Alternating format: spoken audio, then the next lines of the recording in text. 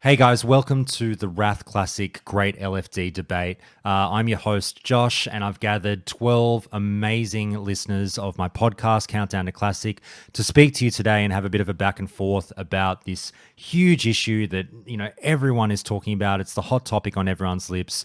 LFD or no LFD or an LFG tool in Wrath Classic. We're going to cover it all in a huge debate here today. I'm really looking forward to this one. The format's going to be like this. I'm going to do it presidential debate style. I'm mixing it up a little bit for this one. So I've devised 16 questions, 8 per team, to really push them on their points. I'm going to read my questions out.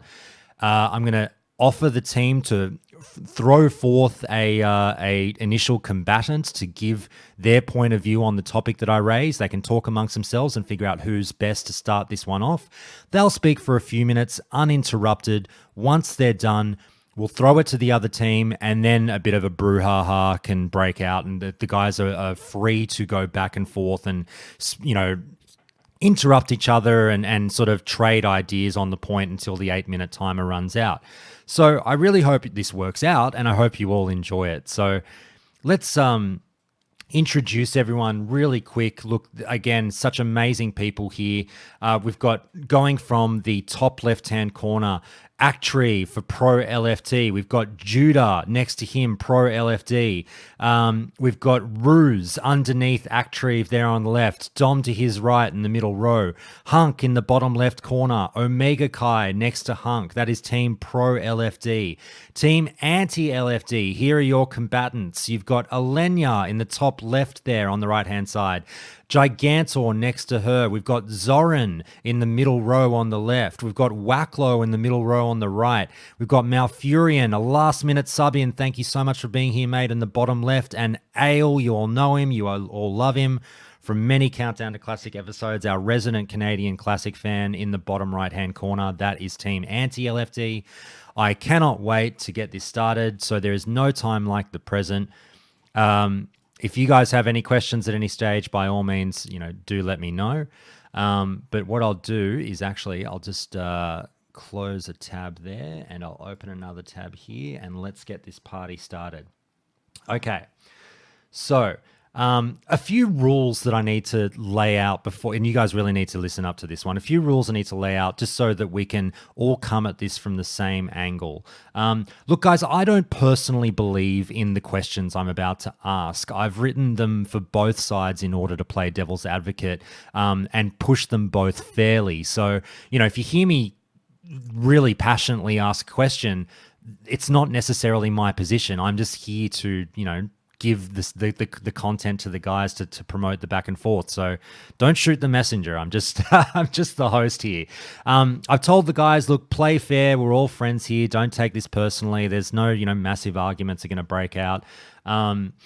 Now, in terms of the LFD versus the pre-made group finder, I thought I'd do the following things. Let's because it's if I ask the teams very generally right now, let's say, Team Pro LFD, do you have any issue, I'll ask all of you, with the pre-made group finder from retail? This is just a fun little thing for me to gauge the temperature of you guys.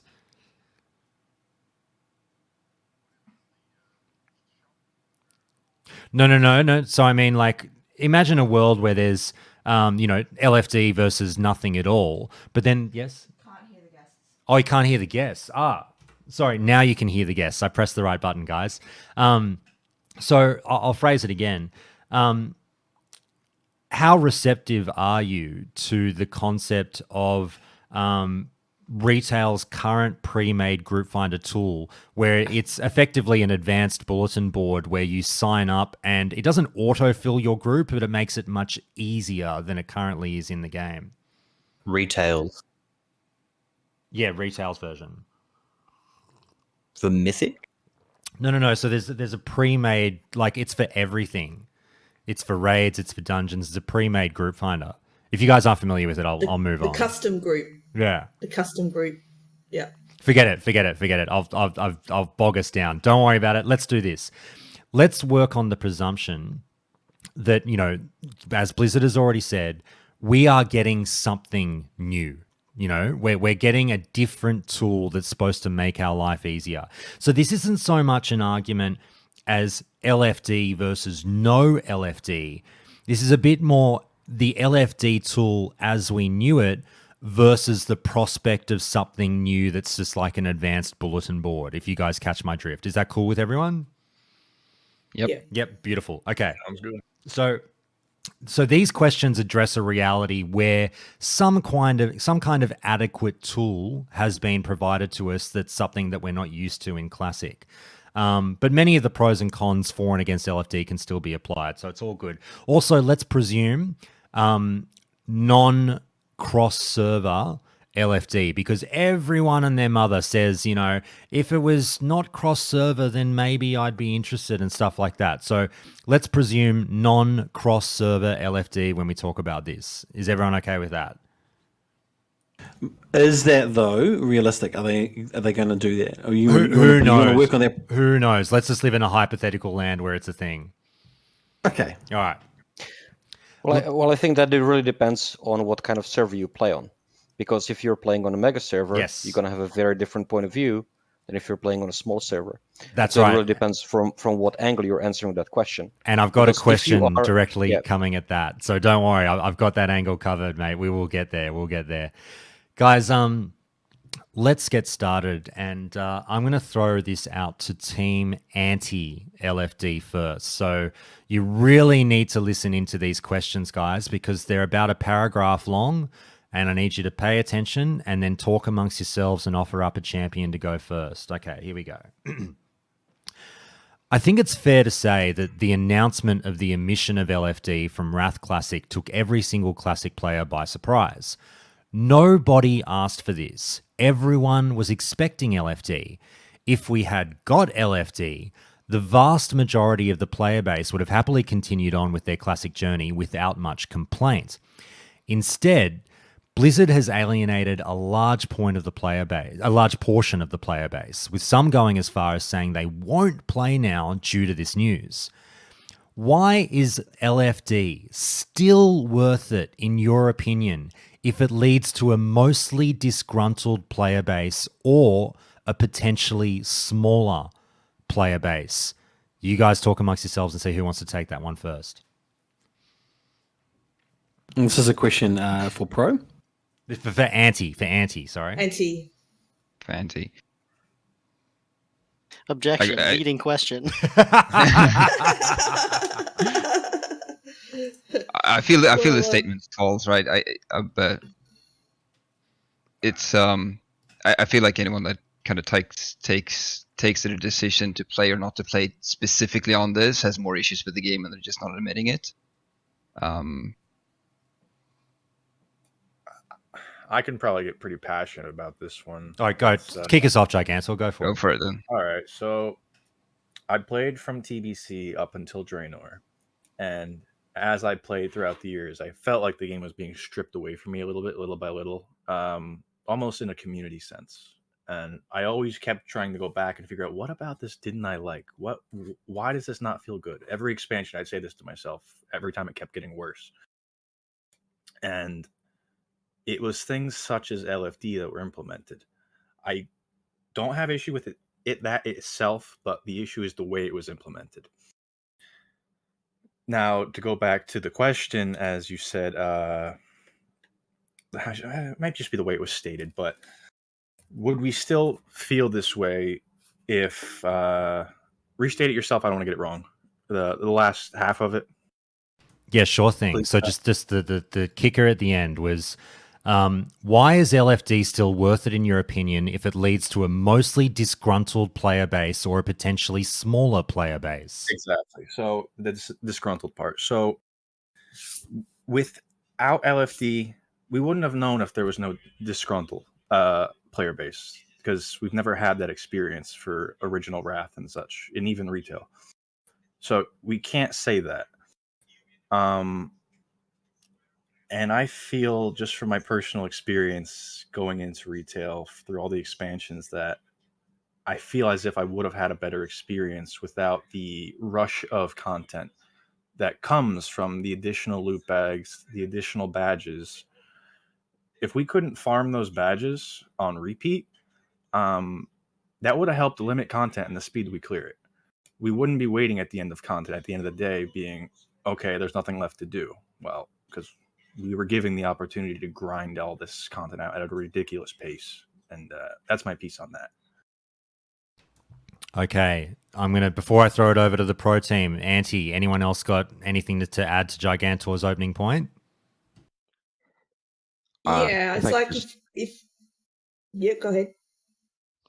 Just one quick argument for why I don't think the premise is necessarily true. I think whatever Blizzard does is a pretty good proxy for what they think is going to maximize their revenue. And in the case of Classic, that's player base size. So I think Blizzard knows their player base better than anyone else, and Blizzard seems to think that they're going to have more players if they don't include LFD than if they do. All right, Alenia?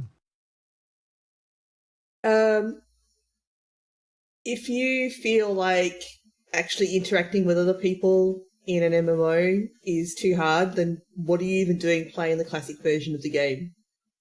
Like, that is like, from memory, back when Classic first came out, and I know we're talking about Wrath here, and we're like nearly 3 years in.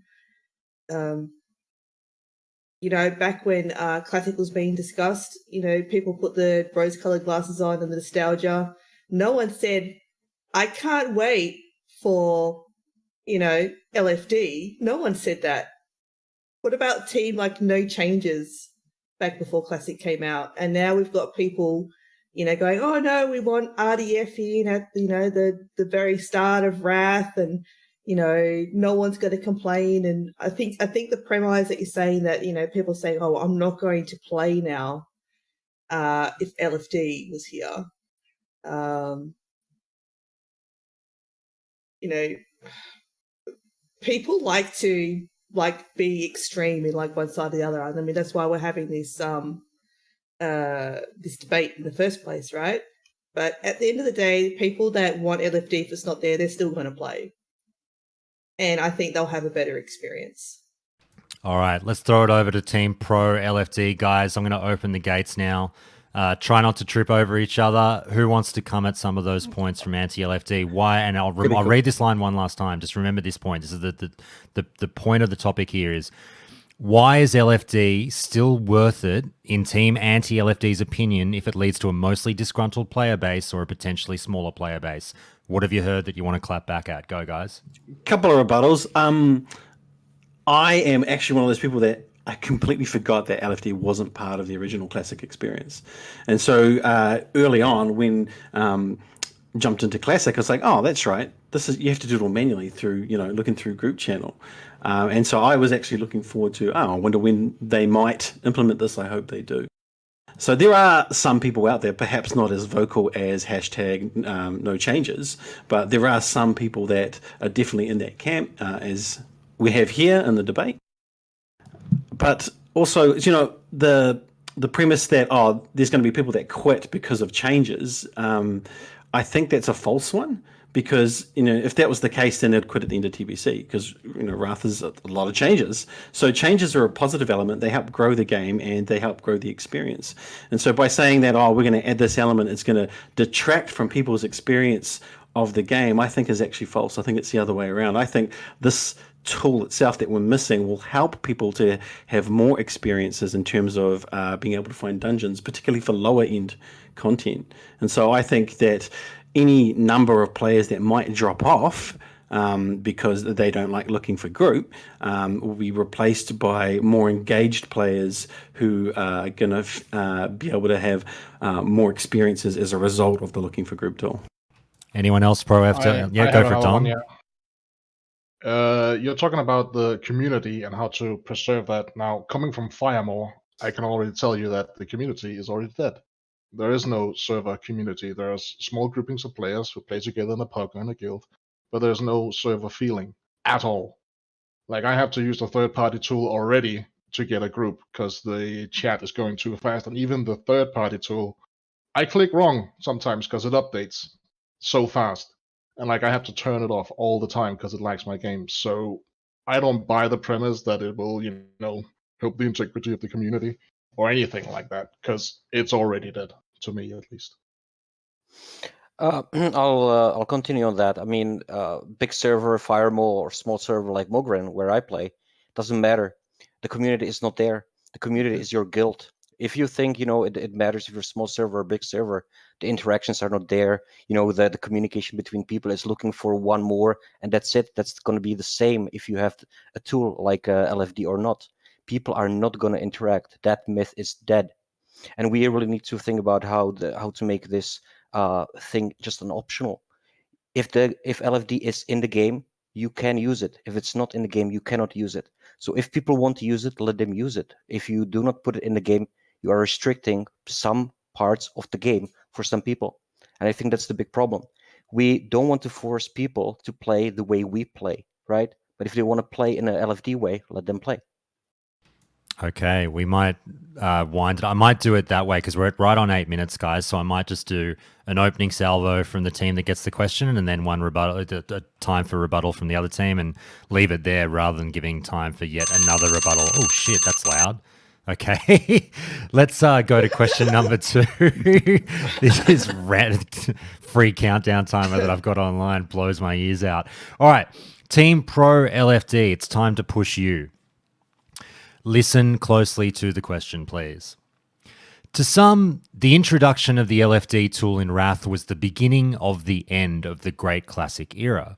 By championing the inclusion of LFD and all the negatives that came with it, you don't come across as the kind of person who is ever really that much for the classic version of the game. That being that you're not really much of a classic diehard who was signing petitions and really believed in the old school way of the game. Why do you want to impose tools that are synonymous with retail on the hardcore classic fans? Who wants to take this one? I'll start. If that's all right. Yeah, go for it. Hey, look, there might be a portion of players there in that camp, but I can guarantee you that there's a high number of these people that say #no changes. And how many add-ons are they running that are modern? How many add-ons are they running? They're looking for group bulletin board. Are they running, method raid tools? I guarantee you, there's a number of people who are not truly playing the true base UI classic experience that where in classic, I mean, some of you may not remember this, there were no icon markings. You had to have a third-party tool to put skull on something. If you didn't have that third-party tool, there was no easy raid assignments. So if you're talking about that portion of people and wanting that experience, probably my view would be that still exists to a certain degree in classic, in the vanilla TBC classic as opposed and vanilla WoW classic as opposed to TBC. They can still play that way, and they can still organize themselves in a function on a server if they wanted to play that way. But I think that this idea that there's these players out there that are playing base UI, no add-ons, using only in-game tools to communicate to other people and are also engaging in the content, I think is false. Okay, more from Pro LFD? If I may? Go for it. It's optional. It's opt-in. You sign up for going in an LFD. Nobody is imposing it on you. You are not forced to use it. And actually, I bet that even the guys on the anti-LFD team are using, all the convenient tools that are in the game. And that there have been things like that since the classic, summoning alts and services, mailing that is instantaneous and not 1 hour. Faster flight times. The TBC has reduced flight times. We can summon ourselves to BT. We can summon ourselves to Mount Hygel. And I bet that you are using all of these. They're all optional. But if you can, you use them. If you don't want to use them, you don't have to. And the same applies to LFD.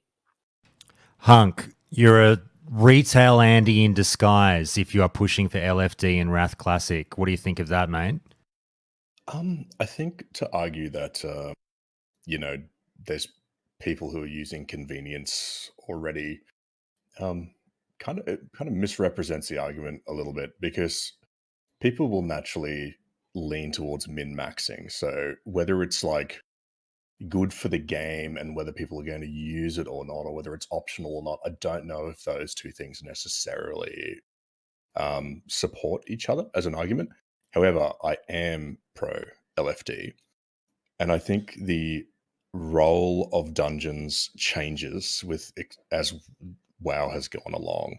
And when we get into Wrath of the Lich King, particularly, like heroic dungeons after the first phase, are very, very, very easy. They're done AoE pull style really quickly, and people do them purely to get badges to buy gear, like that become a currency.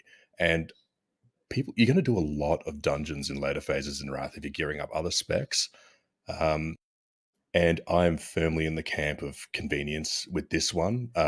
If I'm gearing up an alt spec or a new character for a class for a raid, and I need to run 10 heroics every evening, I do not want to be finding groups, replacing people in groups, having to worry about like we get in TBC at the moment with people asking for like, oh, we're doing heroic shattered halls, need mage and warlock.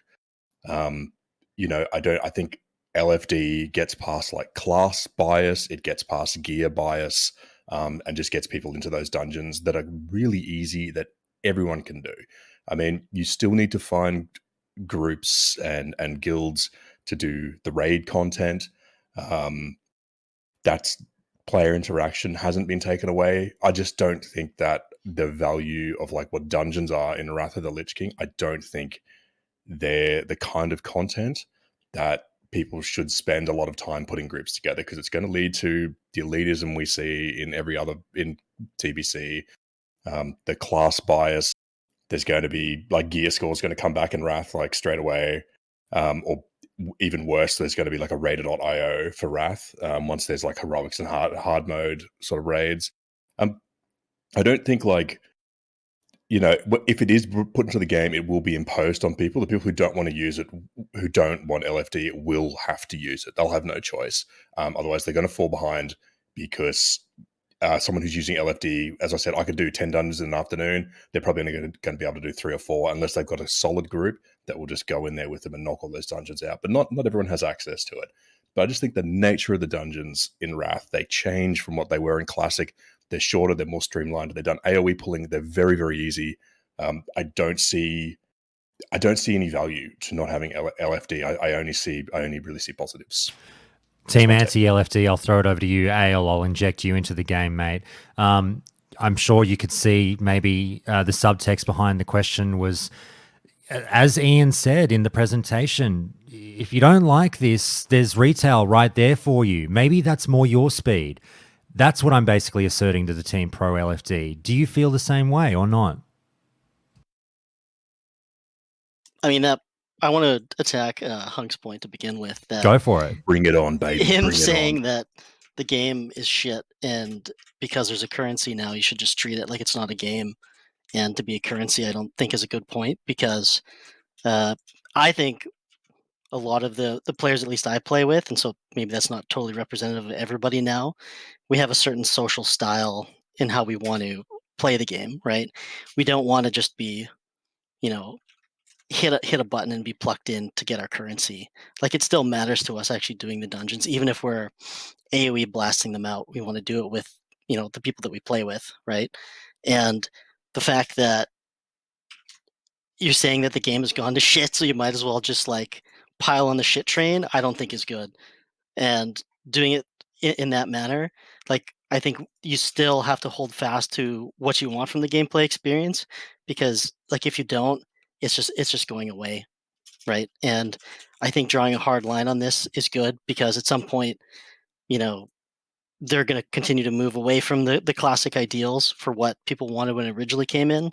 And if we don't do that at this point, then, hop on the shit train and let's go to Monkey Town, right? Like, just, who cares, right?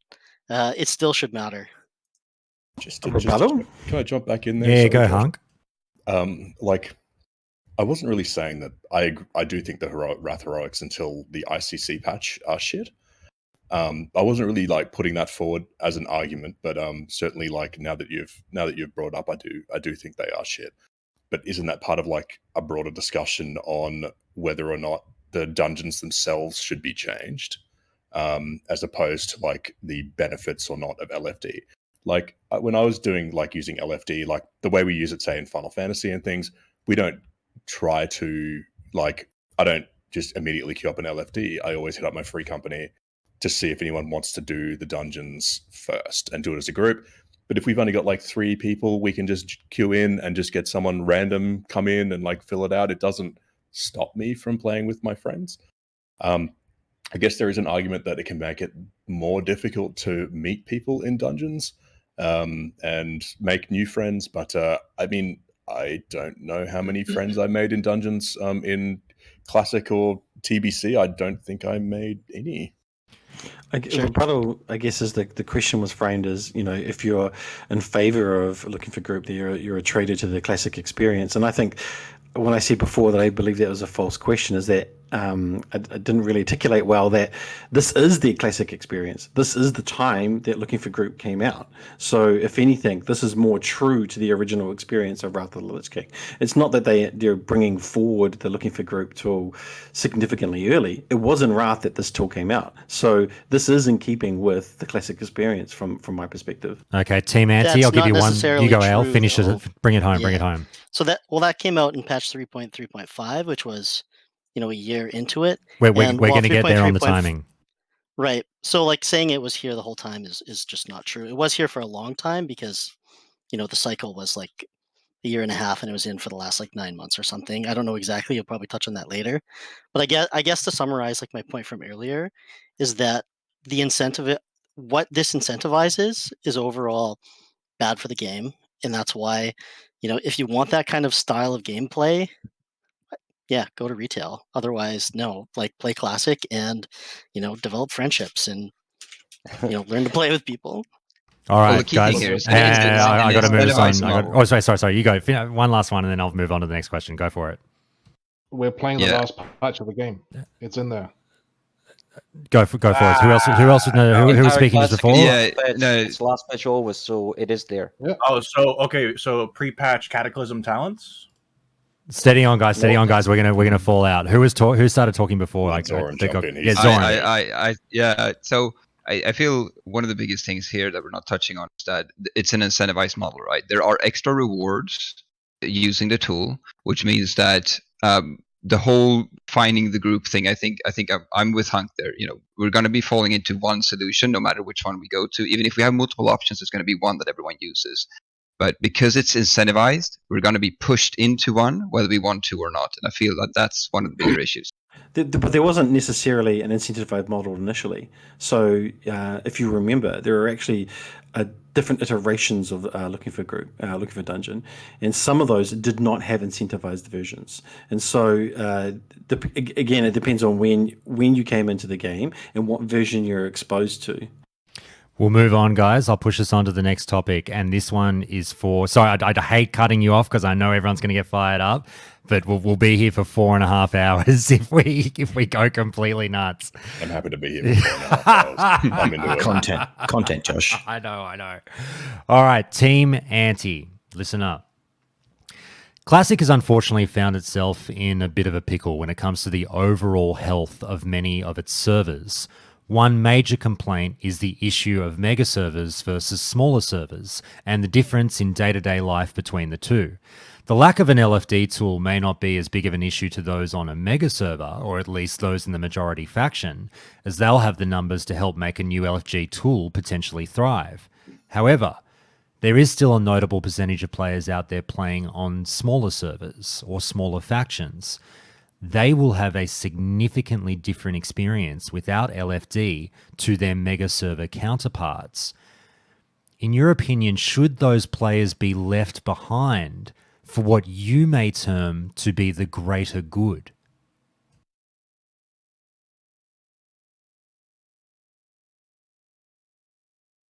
Well, I think that really, if you're talking about smaller servers versus mega servers, I guess the real question there is if they're going to have cross-realm dungeons versus dungeons only available to a smaller server. So let's presume, I go into it a little bit, Elenian, but let's presume we're getting no cross-server.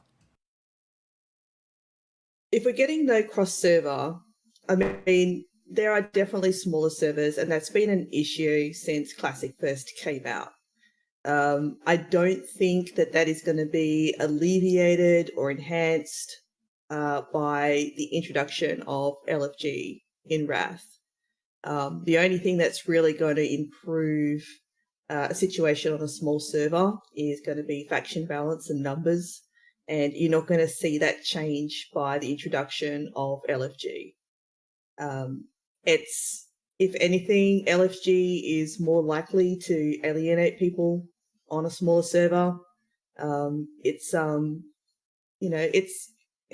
automatic grouping and teleportation. Like, it's there to like basically, just make things very convenient and retail like. It strips agencies from players to choose their group. I mean, one of the things that happens in retail, for example, is, with the automated group. When I'm talking about the automated group, I'm not talking about the LFD, but I am talking about the the custom group that you're referring to at the start of the conversation, Josh, where you can list looking for players to add to a group for questing or for dungeons or anything like that, where you can curate the people. But more importantly, once you've done that, you all need to actually travel to the actual dungeon to meet. Those times when you're actually traveling to the dungeon are usually the main times where people in a group that don't know each other, whether it's on the same server or on different servers, will actually talk to each other and interact and goof off. I'd have to say at least half of the conversation is on the way there. And, if you're in an automated group, you just land in the dungeon and you get a tank that just wants to, start for the day and go. Like, there's just no communication. I've been playing on a Wrath private server for, a fair period of time where they do have LFG, and I can tell you, like, there's no communication.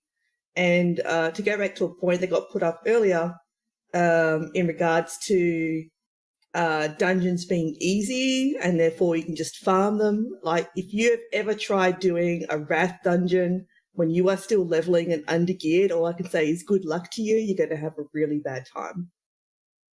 Okay, I just want to throw it over. Sorry, just one last. I might ask Malfurion, just again at the last point of my question there, where I was like, basically in pushing for no LFD, do you feel that you're marginalizing people on smaller servers, or do you feel that some kind of new tool will fix the issue for people on smaller servers? No, I think one of the beauties about Classic is that, part of your incentive when you're leveling up and when you're trying to form groups is that because, maybe it's harder to find tanks or you have to kind of invest in forming a group, you have like a big incentive to create like a good rapport with the people that you're playing with. And if you're on a small server, it just increases the need for you to you go into the group and you are friendly, and throughout the whole dungeon, you're not the person that just automatically drops out. Because when I kind of like you, Josh, tried out playing retail again recently, and I just had this experience like almost instantly. I joined a group and looking for dungeon, and the first boss, the boss didn't drop what the tank wanted, and he just instantly dropped and left the group. And we did the rest of the dungeon. We couldn't, we sat there looking for another tank. It didn't refill, so we just continued going, and thankfully it's really easy to do that stuff. So we just went through it without a tank, which might be true in Wrath too. It's going to be really easy to do the dungeons, but I think the point is people don't have an incentive to actually form relationships with people, because when you go into when you're trying to form a group in Classic, you're gonna try to look at your friends list and be like, oh, there's that tank, because I was leveling up as a bear in Classic, and people were constantly trying to be really nice to me, which that's kind of like the tank privilege. But that's something that if you take that away, you're losing a lot more than just the like it's kind of like the monkey paw, you know, you just like you get the convenience of being able to find a group every now and then, but you're giving so much from like the social aspect of it. Okay, before I throw it to Team Pro to finish this up, I'll give you guys a bit more time on this one. Ale, real quick, what were you going to say? Yeah, I was just going to comment that, like, you saying that the LFD is abandoning, I feel like Blizzard's already abandoned, like, servers. So I don't think that's something that's, like, a knock on LFD. Like, it would help them, but only if it was cross-server. So I think it's, like, they've already abandoned any help for servers because they've done almost nothing to help support a healthy server. Okay. Yeah, like a small faction server is going to be shit whether it's LFD or not, right? The experience on that server. Team Pro, let's throw it over to you for a rebuttal. Judah, Actreve, guys we haven't heard from a bit. Anything on this one in rebuttal? Yeah, I think so at the point of using retail as an example of the tank comes in, doesn't get what they want, immediately leaves, which sucks. Sorry. Sorry, we're gonna get to that stuff. Let's zero in a bit more on the impact on smaller servers. Sure, that's fair. I do kind of think, realistically, it's probably not going to make a huge difference to have it in unless it's cross server. But we're talking about hypothetically, it's not. I think especially if you're the smaller population on a small server, or just the small population either way. I do think if it's same server, I don't necessarily see there being a huge benefit because there's such a small pool to pull from, even if it's automatic. But I do, I think no matter what the population size is, from my perspective, when I would use the tool, it's not because I'm being antisocial. It's because I play a Shadow Priest, and sometimes people are just meta slaves, and the people who are in the chat are the people that are just looking for the Warlock or looking for whatever. So I think the idea of being on a small server and just being able to do your questing because it's hard to find a dungeon, and then just turn on the tool and say, I don't care who I'm with. I just want to be leveling. And as soon as 5 other people on my faction in my level range log on and say they want to do a dungeon, I don't have to spam endlessly every 5 minutes for 3 hours. As soon as they log on and say, yeah, I want a dungeon as well, we'll form a group, and awesome. Now the 5 of us that are online can do the dungeon. I think in the terms of the lower population server, and I guess this might be a question later, there's certain class dominance, obviously, in the current Looking for Group tool, where on particularly it's really present on lower pop servers where hard rezzing or rezzing of items becomes prolific because you are in a niche area where you can dictate the terms to 3 or 4 other people exactly what you want the outcome to be. I think the Looking for Group tool will soften that and reduce the amount of weight that those classes have when it comes to forming the group, because they can't sit there and go, and this is a real life experience, and I know it's anecdotal, but recently I saw a Looking for Group where they raised both the unwanted blues and unwanted greens, but they wanted geared people because they wanted it to be a fast run. And I DM'd the person and said, so basically you want everything and you just want people to fill, because in that scenario, if you want geared people to come and push you through at a fast pace, it means they don't want anything, which means you're taking everything. And they felt that they had the class perspective of dominance over, you need me more than I need you, that they were able to do that and dictate those terms. And I think with a Looking for Group tool, you remove some of that element. Okay, guys, we'll move, unless anyone has anything particularly burning, we'll move on. Anyone going to get one last quick hit? If I may, Hunk's already touched on that. If you don't have that tool where one tank joins one healer and three DPS, you will have class and gear elitism. Now this really removes it, especially on small servers where when we are in a current situation where raid logging is the way people play. If you want to do a heroic in this later phase, you really don't find 5 people to even do one. Now, if you have cross server, this would remedy that. And now that we know that Blizzard has abandoned because they're chicken shit and they do not have any solution for the servers and they don't even try to find one, the cross server LFD would help that. And the people from small servers could play the game when they choose to play it. And now they cannot. Okay, guys, let's move on. I've got a question here for Team Pro LFD. Listen up. One of the great things about Classic WoW up to this point has been the strength of the social fabric of the game. Players have to engage with each other to form groups and down content. Players will chat through a dungeon, sharing jokes, and make meaningful social connections that can lead to real-life friendships through shared gaming experiences. LFD was a kick in the guts to player interaction, as the lack of a need to chat prior to entering a dungeon led to players eventually viewing each other effectively as NPCs. Banter died, and LFD struck the first blow. Why would you want to allow that to happen again? I'll jump on that. It's 5-man dungeons aren't the be-all end-all of Wrath. It's not really what you do at the end game, and like when you're done with the dungeons, you're done, right? So for social interactions, like I'm not meeting up with people I met in dungeon groups, but I am meeting up with my guild who I raid with in real life. So that's where my friendships are from, not the dungeons. And people keep hopping on the social aspect. What about the not so social gamer? Like, what about him? Like, he just wants to click a button and go to a dungeon and get it done. He doesn't want to talk to people. He doesn't want to, engage with other people. So LFD is a great tool for him. Like, why aren't people thinking of that guy when we're having this talk? Do you have to be forced to be social? If I can add on to that. Not for 5 then. Not for 5-mans. Not. I don't think so. Go for it.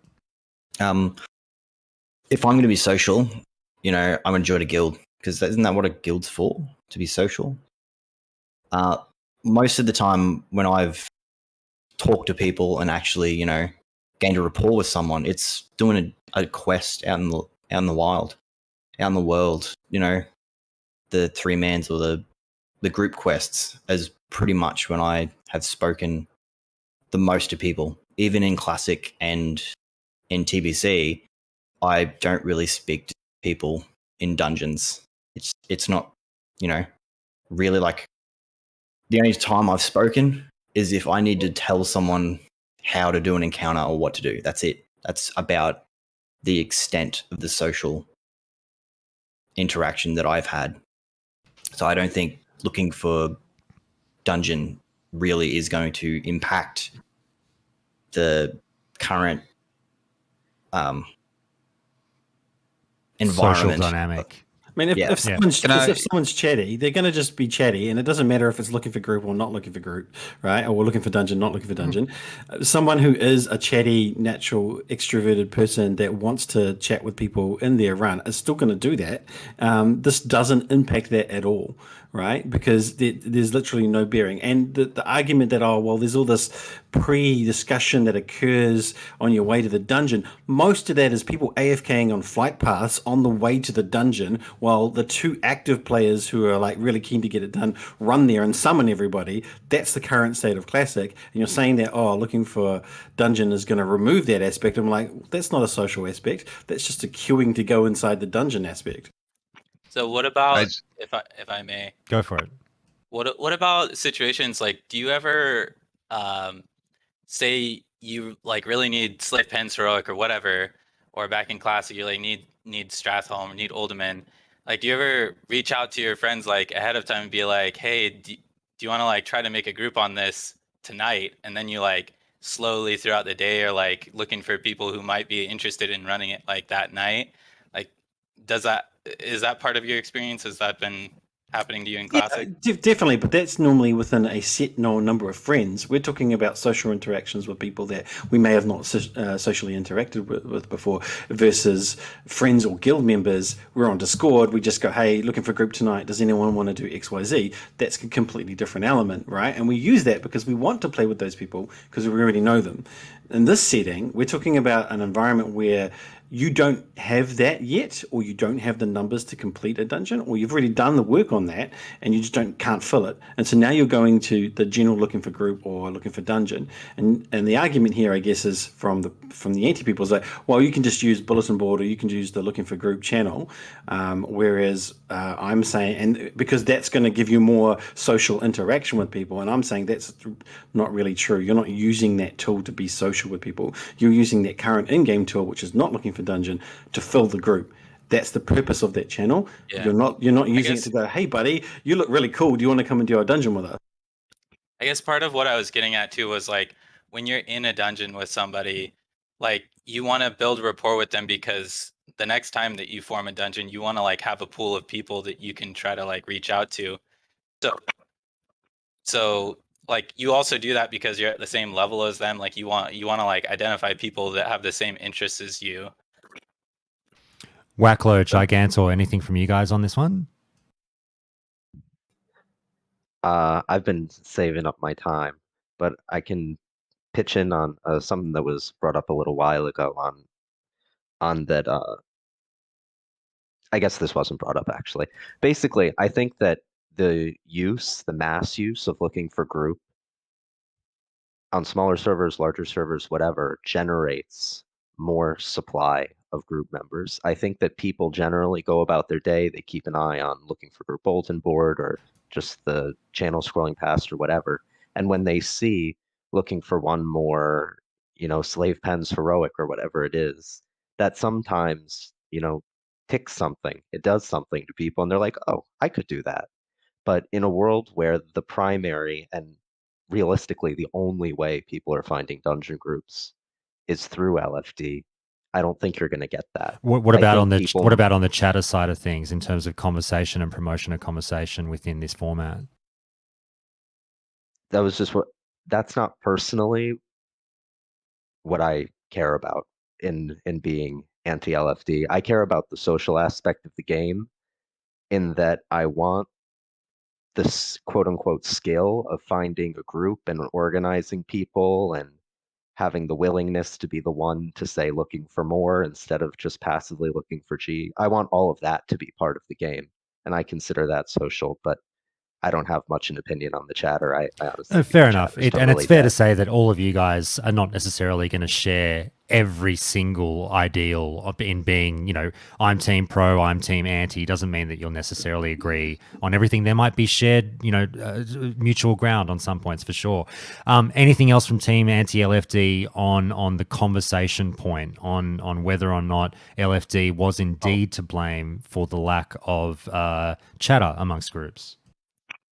Yeah, I would add one more thing because I think it was Hunk said about like, what about, I think it was Hunk, what about, the people who just want to be antisocial, Well, I sort of get what you're saying because a lot of times when I play, I am like pretty antisocial, and when somebody messages me, hey, you want to tank this right now? I'm like, oh no, like I don't want to freaking do this. Like I sort of get what you're saying, but at the same time, like, get a look at this legend over here. Cheers, mate. What's that? Oh, sorry, that's one of my Twitch notifications. That's extreme.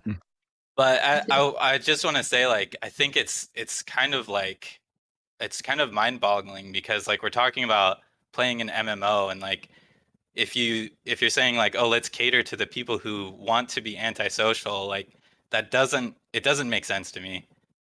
I don't think it's valid. Okay. May I have a rebuttal? Yeah. Bring us home, mate. 1 minute LFD. left. We didn't have LFD for the last 2 years in Classic and in TBC, and the social interactions were not happening either. I think this is a rose-tainted As opposed glass to view. retail? We are not discussing retail. We are discussing Classic with LFD and Classic without it. And Classic without it, I don't know what is your experience, but I would say broad experience, even of the both sides of the argument here is, if you are looking for a random group, there are very limited interactions. It's usually looking for one more, and you are actually jumping on that because you will go there instantly, usually getting summoned in TBC. So you actually bite on that, that you will go and play immediately. And the interactions are not there. It's usually high and buy and nothing in between. I think the reason why we got Classic. Go, Alenia. Sorry, jump in and finishes up.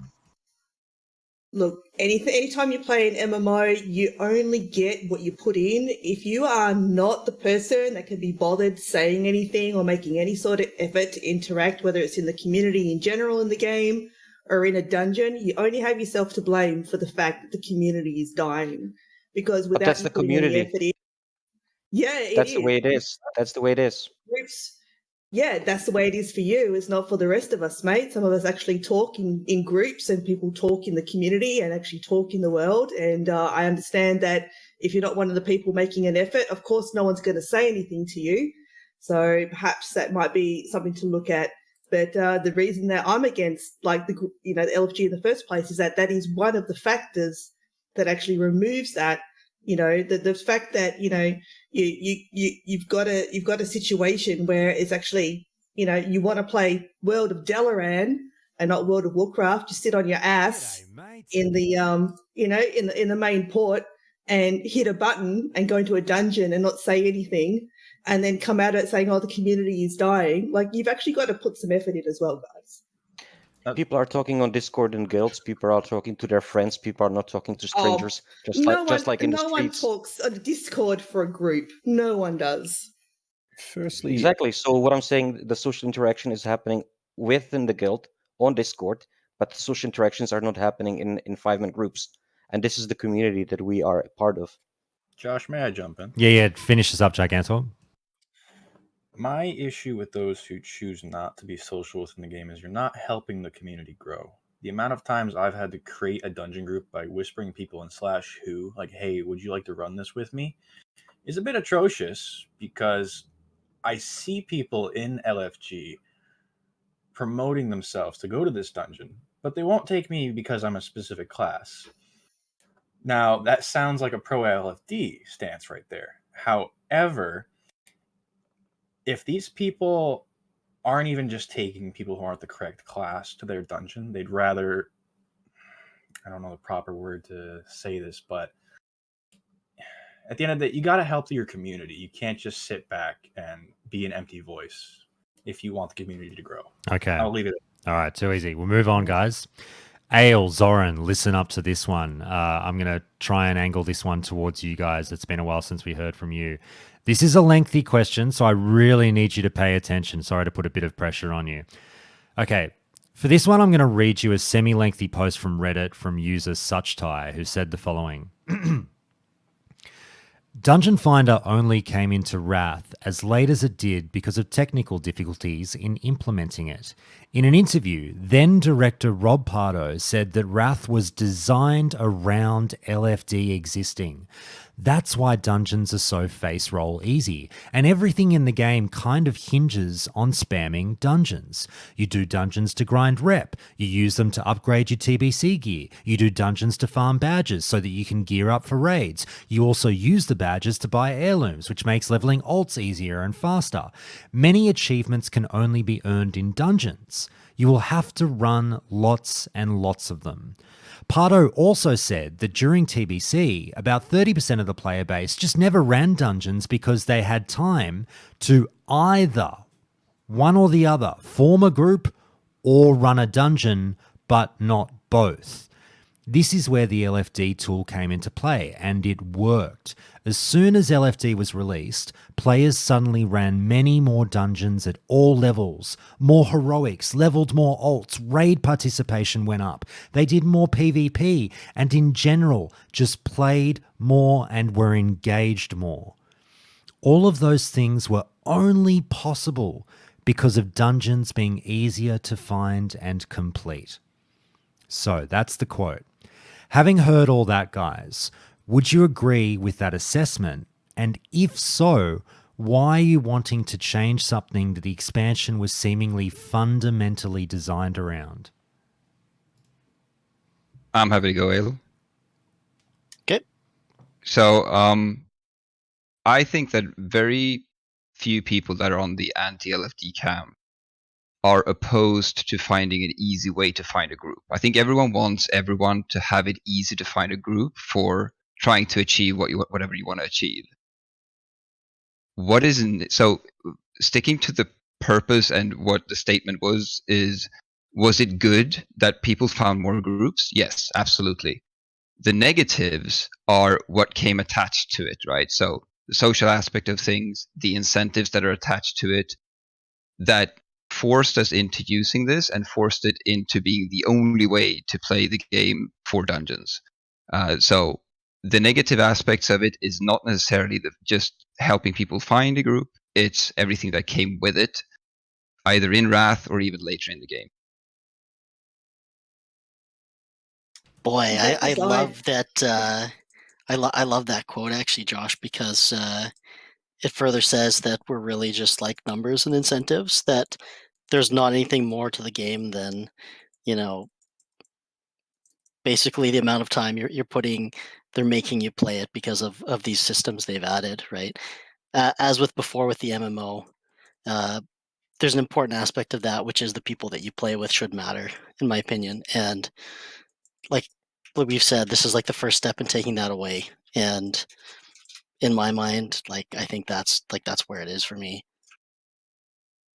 And just to back Ale on that as well, it's a perfect example of the way that Blizzard started pushing their player base into a Skinner box where, you know, you press the button for the dungeon and it dispenses goodies for you to go back and press the button again. And that changed the culture of the community back in the original Wrath, and it'll do it again for Classic as well. Okay, Team Pro LFD, if you were listening in on that quote, did you find yourselves nodding along and agreeing vehemently? What do you think of that, and what Team Anti-LFD have said about it? I think their position is a valid one, because you're talking about this is for the anti people. Like, I'm on the pro team, and I agreed with many of the comments that were made, and if not all, the entirety of that post. But there were some points that were made by the anti-team around incentives and forcing you to be a cookie cutter in terms of you got to do this. I guess the question really fundamentally boils down to what aspect of the game you really enjoyed and how you chose to engage the game that way. For some people, it's one, maybe two characters, that's it. They play those, they dedicate their time to those. And so for them, who they play with might be more important as opposed to actually doing the content, because they're just playing on a select number of characters.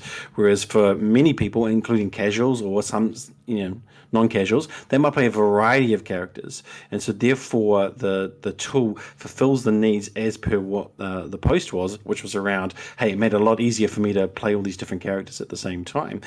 For them, getting more dungeons through more dungeons across many more characters gave them a better sense of like, hey, this game is what I want it to be.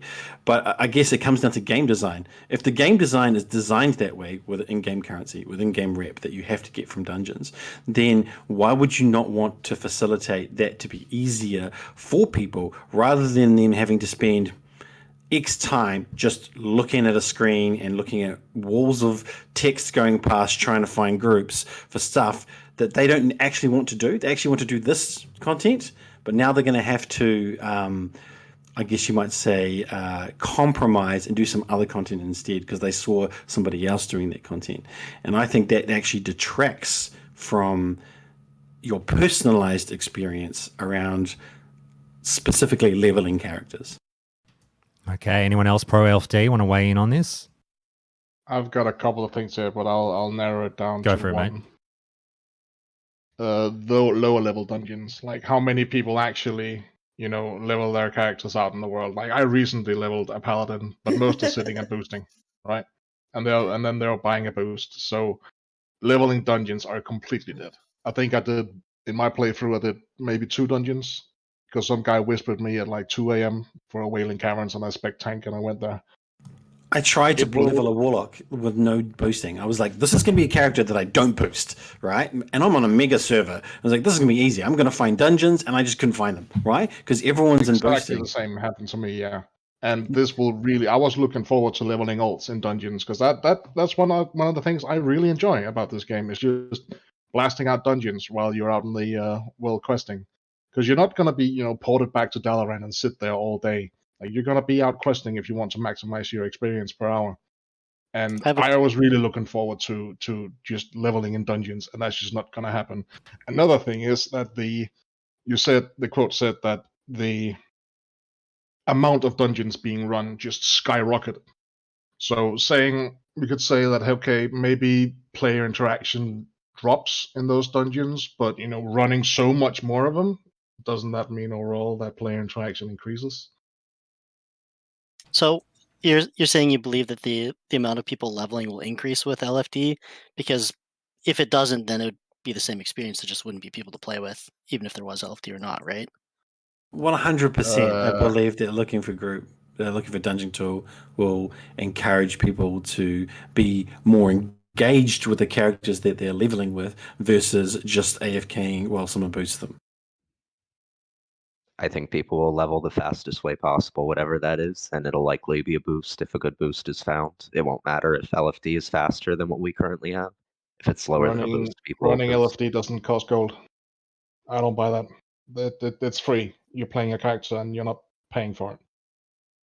And especially if it's cross-server. I mean, for the low-level dungeons, it would work very well for the low-level dungeons where you need more people from more servers actually to even have a group, because most likely on a small server, especially, you won't find any. If I could just say something there, Go for it. I got a tune on like a very small server. It's got about 40 people. We have no problem running dungeons. Because your server is pretty much, guild side, so... Ale, Yeah, if I 'cause can... we You actually only have talk a to each guild, right? other.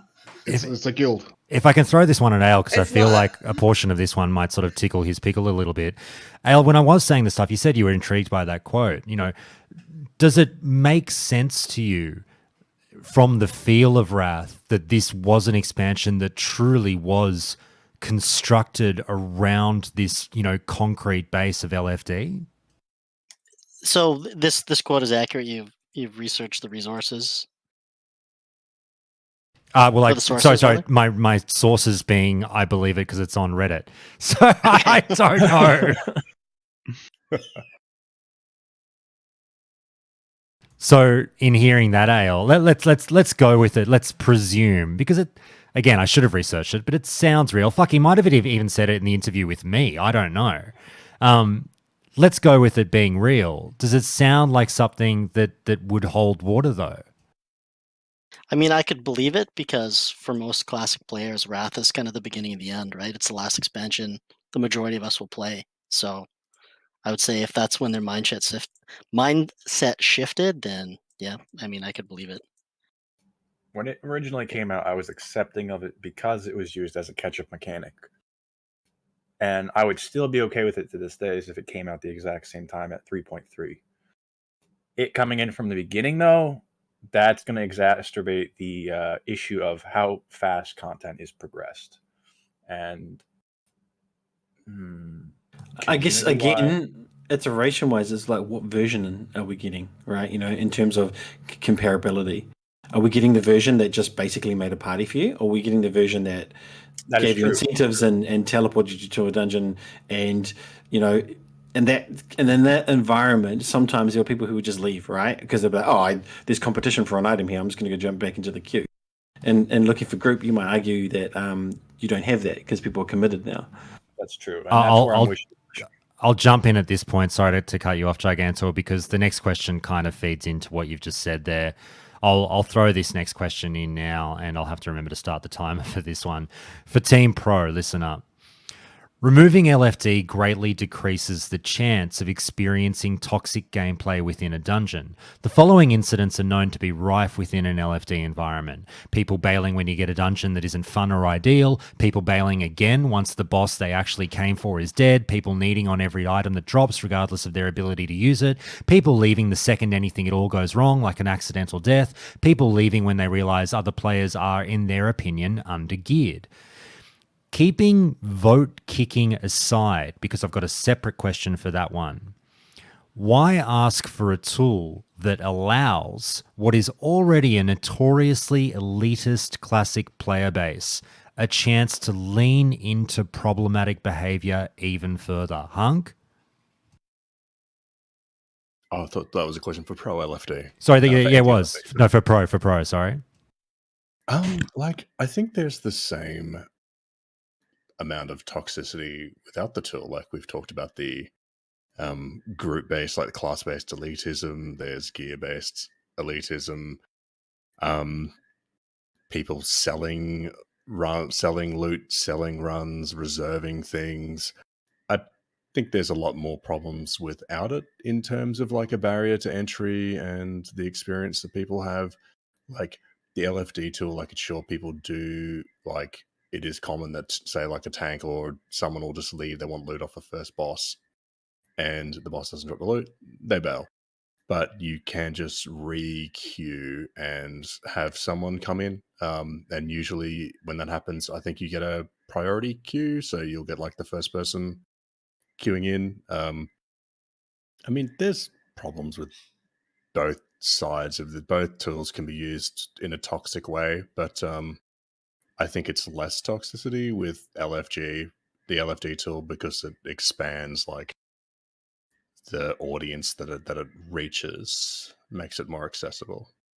Okay, Actuary, Vruz, how about you guys? How do you feel about what I said? Toxic people are going to be toxic, whether you give them a tool to get together or not. It just, like you said, it allows, if they're going to be toxic and they want to leave because of one of the circumstances, it's easy to just replace them. But if I can push you a little bit, don't you feel that this creates an environment where people who otherwise perhaps might not have been toxic now might delve into those waters? Potentially, I suppose. But smashing together a bunch of randoms is going to do that anyway. If you're looking for a group, it removes the way to filter out people that they don't want if they have a problem with their gear or anything like that. I mean, you're there to do a dungeon. You don't have to do it lightning fast, but as long as you're doing it.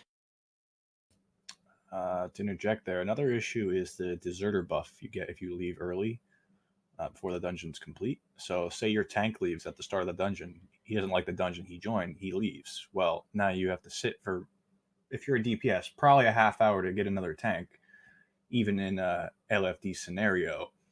And if that's too long for you and you leave, now you have the deserter buff. And then you can't queue for 30 minutes because of somebody else. Again, I guess that's Don't you get determines. queued?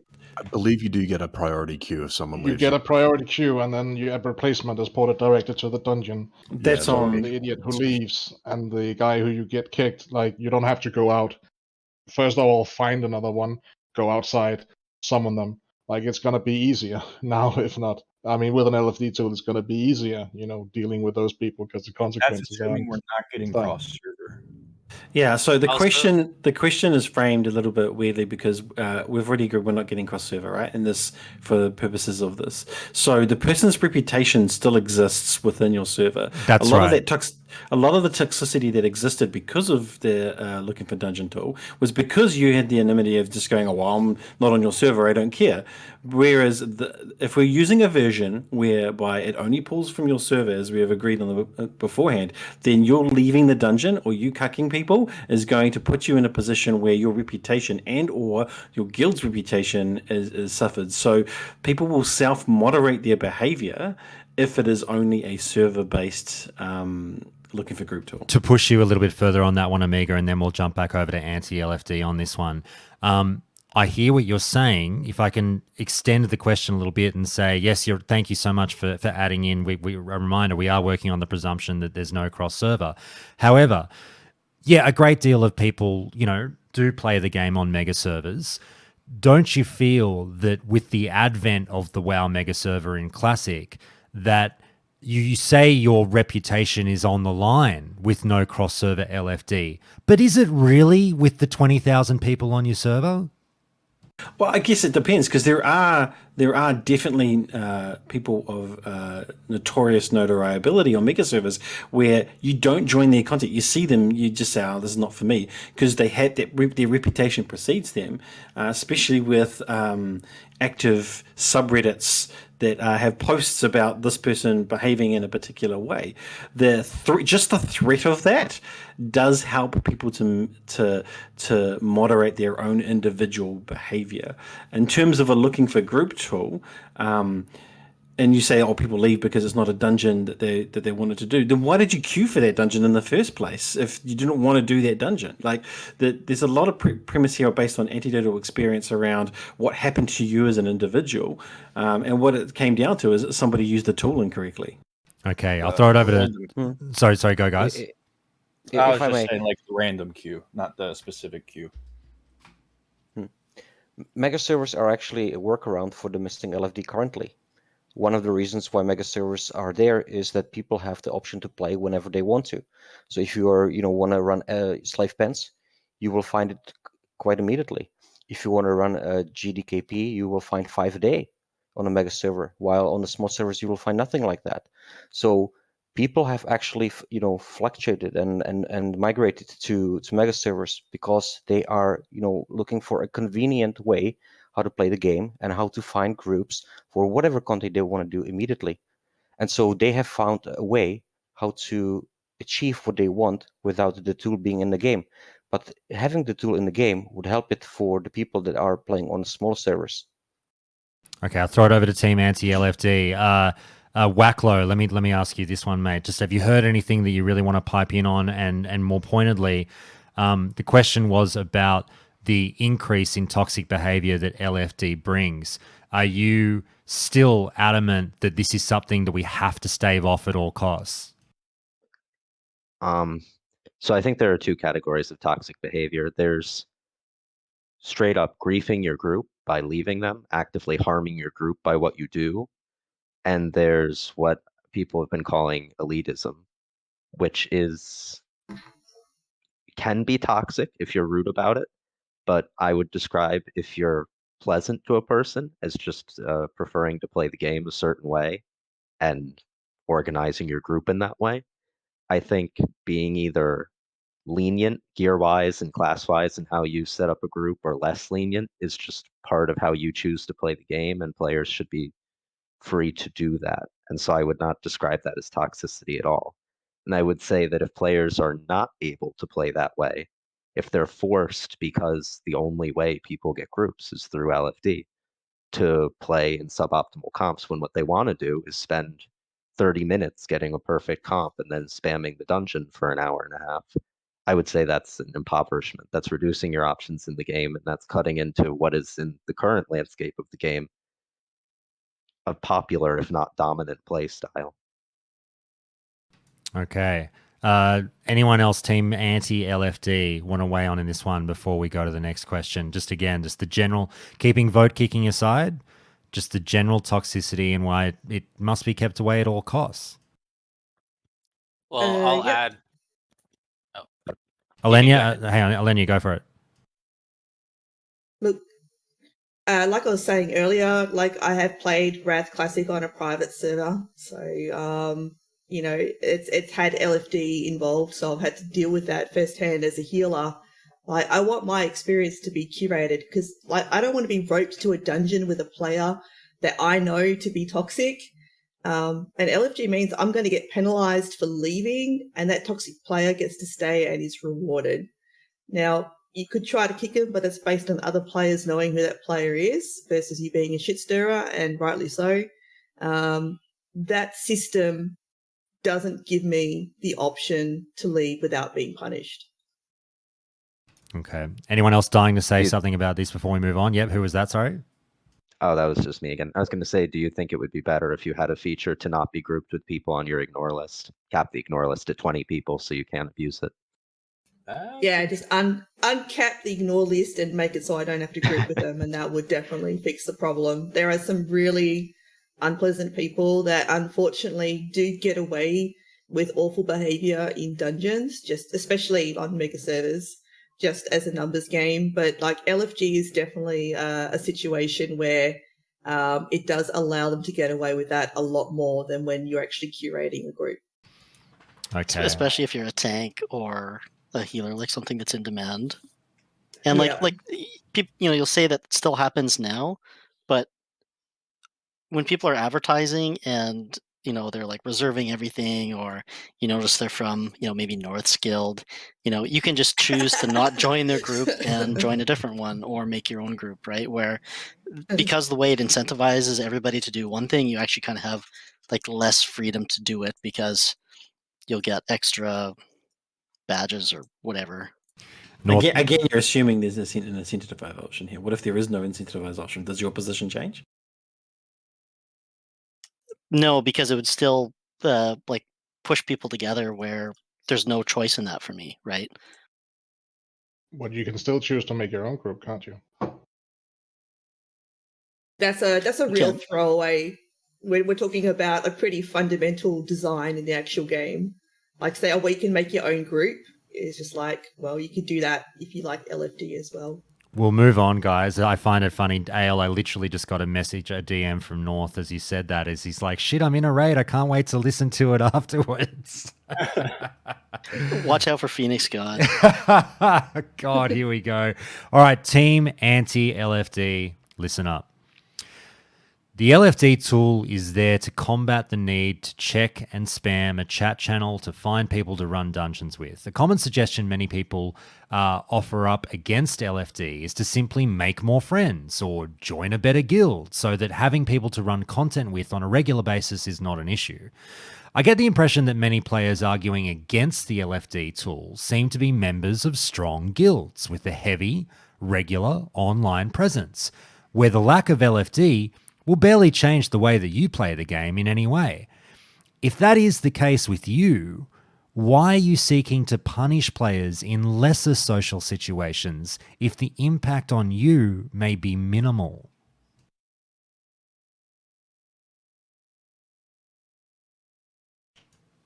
Anyone want to jump in on that one, Team Anti? Let me ask. Is the question is the question true if I do say that all 6 of you here are members of rather strong, healthy guilds? Well, it's not true for me, and also I would say that even if it were true, I've played WoW for a long time, and I think one of the reasons that we got here is because retail is so profoundly antisocial. And when we started playing Classic again, I think a lot of people, if you think back to like playing Dead Mines or just like just think of like the grueling experiences that you had in dungeons leveling up in Classic. And I think one of the lessons that you get is like if you're that the player that like you're playing with random people and maybe you finish a dungeon and they all want to run like SFK after this, and you like don't need anything from SFK, but you go along like just to like be like, hey, I don't need anything, but I'm gonna go along with you. Like you find out that kind of thing like pays off a lot in your experience, and I would say a lot of friends that I've made during Classic, I mean, it was from dungeon situations where I don't think it would have happened if LFD had been there. Okay, so anyone else, Team Anti, feel they're not in an overly strong guild per se? Well, as you know, Josh, I'm a bit of a lone wolf. If anything, I'm more likely to play the game out in the open world as opposed to actually running any dungeons. And ironically, in Classic or BC, or I guess as Wrath is coming up now, those dungeons almost always are played with people that I don't know. It's almost always a random group, and I'm fine with that because I actually like meeting people that I don't know, and that's one of the ways that, funnily enough, you actually make new friends by talking to people that you don't know and finding similar souls, and next thing you know, you're out having beverages at a pub and going to their weddings and things like that. I know it's a terrible, outrageous thing to do in today's climate, actually like socializing and making friends, especially as you get older, but that can actually happen in a game, believe it or not. I don't think necessarily that even if you are part of a large active guild and the impact on you of not having something like an LFG tool to quickly and easily match up with some random players to bang out a dungeon, it may not have a lot of impact on you if you've got a good bunch of friends that you play with. But I don't think from the conversations that I've had, at least anyway, that has any real aspect, whether you're anti or pro, in regards to whether you, like or dislike the LFG tool. Okay, Zoran, Ale, you guys went deathly quiet when I mentioned the prospect that maybe this doesn't affect your lives as much because you might be in very healthy guilds and you run with guildmates on a very regular basis. How do you two feel about the notion that this really doesn't hurt perhaps players like you while it hurts a lot of players who aren't like you?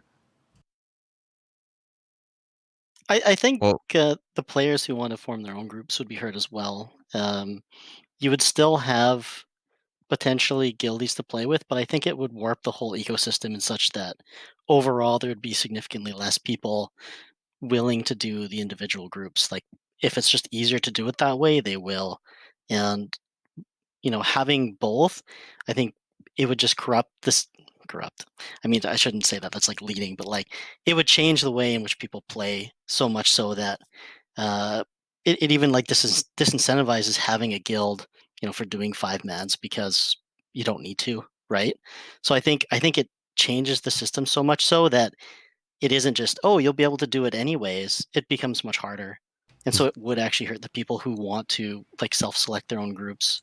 Zoran, how about you? Is there a tiny little bit of selfishness in here?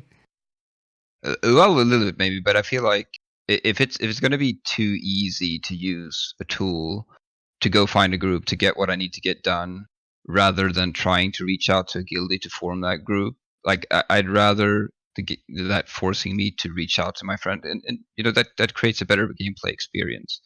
And it's been touched on by a lot of people here around, forming guilds and playing with your friends. Like, how did you guys originally actually end up in a guild? Like, I met them in the world or in a dungeon, one way or another, and then you built on those social connections. So, forcing random people to group up all the time is just healthy for the game, and actually helps people find guilds and find friends as well. Okay, I'll throw it over to Team Pro. Team Pro, I'm sure you're getting, you're understanding the gist of what I'm saying here is that not having LFD in the game greatly rewards whatever subsection of the population it is that is already part of a very healthy guild and doesn't give a fuck that the tool's not in the game. How do you feel about that, and do you think it's overall good or bad?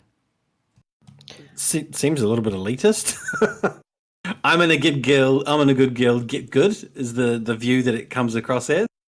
It doesn't come across as, well, what are your circumstances that allow you to play in that environment? I mean, there's probably a cross-section of people with different outside the game responsibilities, whether they be work and or family. And so there needs to be a tool that's available that can suit all of those aspects and not just cater to the super guilds or people who are in big population servers, dictating to people who aren't in big guilds or in big population servers, this is how you should play the game because that's how I play the game and it's fine. I think the possibility of having LFD at all gives you more options, and I think there will be a lot of people coming back for Wrath, and some of the people who did not play in Classic or TBC, and they will be without guilds, and they will be lost. So if they just want to do it 30 minutes here, 30 minutes there, let them jump into a heroic with random people that they will find through a tool. And I think having the tool also helps with not having the entire expansion heavy in the beginning, where you play with your guildies, because everybody's trying to rush to 80 and get the gear before they go to Nax, and it'll be good for casuals, it'll be good for alts that you want to play later down the line, and it will help to let you play the game at the time and in a way you want. So there was a word you guys kept using. It's forcing you. It's not forcing you. If you feel like it's forcing you, then you are only falling under pressure that it's not necessary. Just look for for your friends to play with from the guild in the first place. Well, like most of us do. And then just spam the heroics with them. There, you don't need to use the tool if you don't want to. It does change the ecosystem quite a bit, though. Wouldn't you say? I do. Like if you want to look for a group and there's looking for dungeon in the game, it changes your prospects quite a bit, right? So I will always prefer to play with the people that I know, right? So I will always look for people in the guild first. And if I cannot find them because they're raid logging or for whatever else reason, I won't have a tool available. But what if you want like a spam group? You want a particular composition. There's not going to be a supply of group members outside of the LFD tool. Okay, so your logic here is that you have a specific need to do the dungeon in a specific way, right? And there's going to be no pool of players that are available to do that. Is that your position? Not a need, just a preference. It could be a need, but sure, yeah, basically. You have Cool. less Then control over what the would be the group. difference between the current looking for group tool and a dungeon tool in terms of there's still those players are still not there? What you're suggesting is that you'll have the ability to filter out people or entice people into your preference model without the looking for group tool versus you'd lose that option with the looking for group tool. So we talked about curating before. If you had a very sophisticated looking for group tool where you could toggle, I want to run the dungeon this number of times, I want this competition, or I want this composition, I want this gear score. In principle, you could have a looking for dungeon tool that would not have this problem, but I don't think that's likely. Guys, we'll have to move on, otherwise we will run out of time because I've got plenty of questions left. Team Pro, listen up. Another one of the chief complaints about the LFD tool is the instant teleport component that whisks you away to the dungeon from any location in the world. While this seems fun in theory, the downsides of it actually far outweigh the convenience factor. It robs the open world of life and vibrance and potential PvP interactions by removing players who would have otherwise been travelling to the dungeon door. This creates an environment where major cities are densely populated and seldom left, and the concept of the world of Warcraft becomes somewhat of a joke. Is a couple of minutes of travel time so inconvenient to you that you would happily sacrifice those things in order to have it? Absolutely. Go for it, Dom. Go for it, Dom. You're saying that 100%. sorry, you go first. Yeah, it's already dead. It already doesn't exist. Like you say INV and then 1, 2, 3, and then 2 unfortunate guys have to go and summon. That's the extent of it right now. So why not just get teleported? Like it's already dead. And I play on Firemore, which is like the biggest fucking server ever, and the world is dead. Fucking buddy now. Go, mate. Smaller faction servers. I can't summon. Everyone has to run to the dungeon on Aragal because I'm Alliance. I don't get a choice to use the summoning stone. The amount of horde that is sitting in every summoning stone makes it almost impossible to be able to get a summon. So why does horde get the bonus of being able to instantly be summoned out front of the dungeon? I don't. That's a fair point. Hunk, we haven't heard from you for a while. What do you got, mate?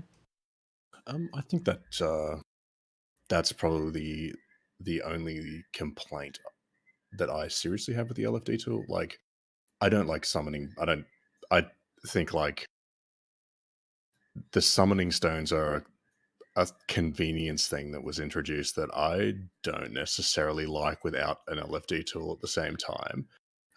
I quite enjoyed Blackrock Mountain and like the front of Diamall and the PvP and things. So I think the summoning stones have done more damage to that than an LFD tool will. So yeah, I think the damage is already done. I'm going to be a traitor here and stab my teammates in the back. I actually don't like the teleporting feature of the looking for group tool or looking for dungeon tool. I don't like the teleporting at all. I think that the purpose of the tool should be to help you to find some people, and you should all have to walk there or fly there or whatever the case may be. As someone already said, that has more of an impact. The summoning stones have more an impact on the game than probably a tool that helps you group with 5 other people or 4 other people. And so, as a pro person, I'm gonna jump ship and shoot my mates in the back and then say I'm actually against the whole teleporting feature because that does then promote or give easy access to toxicity. All good. Before I throw it to Team Anti-LFD, I should ask the rest of you pro guys. This is a concept that seems to have been generally accepted amongst pro LFD people as something that maybe we can throw up on the negotiation table. You got to give something to get something. So Dom, I'll start with you. Is the instant teleport something that you might be willing to have some wiggle room on, or absolutely not?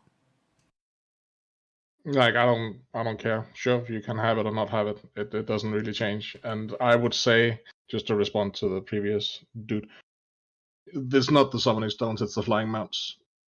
Honestly, it's the world is so small and you fly so fast that is honestly what is making it feel completely depopulated. Like classic was way better because you were just not zooming around at like 500% speed.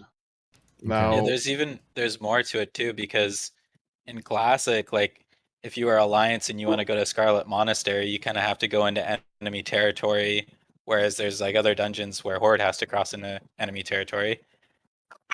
And a lot of dungeons like at the beginning are neutral, or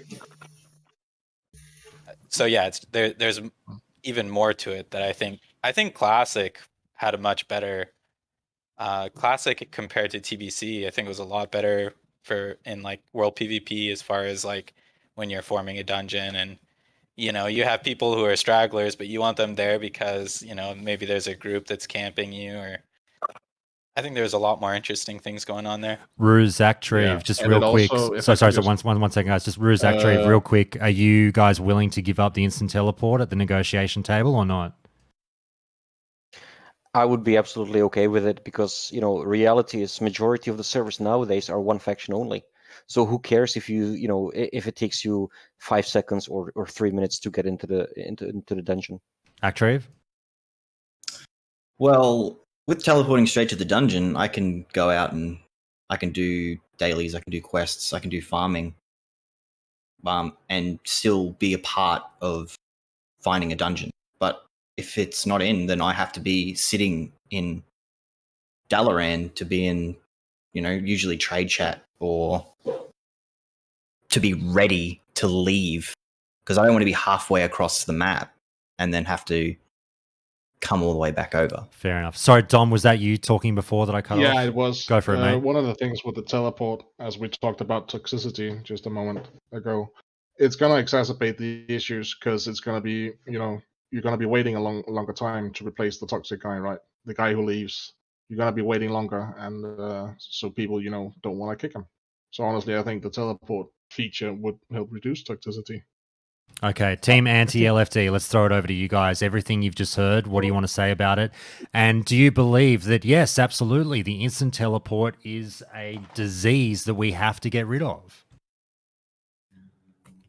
My primary issue with it is the first time you level up. If it didn't exist then, that's okay. If you unlock it as a convenience feature, I was discussing this in the Discord with somebody. Say you were in the dungeon 50 to 100 times, you unlock the ability to go to that dungeon teleport wise. Okay, you earned it. But to have that feature from the get go, leveling up, that could deprive people of the experience of the open world and the questing. If they do that from like, what is it, 68 to 80, I think that's when you can go to Northrend. And that's what my friend was telling me about in person. He felt like he was robbed of the experience because he went back and crushed all the quests at 80, and it wasn't a challenge. He was just ripping through them, skipping all the lore. And at the end of it, he was like questioning, like, why did I do these quests? And there's heaps of quests you get from outside the instances for those instances. So if you're teleporting there, you're not getting those, and some of them you can't share. Like my favorite all-time instances, Blackrock Depths, and to get the key, you have to be a ghost running back to the instance, but you get it from talking to a guy, quite far from the instance to start the keychain. So I think that, even though I'm on the pro team and I'm speaking here on the negative aspect, I think that the teleportation needs to go. I like the teleportation. Anyone else anti-LFD? Yeah, Ellen, you go. Yeah, look, in regards to the PvP situation, as now Horde, but was a fellow Alliance player back in Phase 2 of Classic launch, leveling through the Horde murder balls, I totally feel the concerns in regards to the toxicity of player imbalance and issues around that on PvP servers and things like meeting stones. However, having said that, I mean, you roll on a PvP server, you have to expect well PvP. Areas like the meeting stones are in the game to help facilitate a little bit of that clash.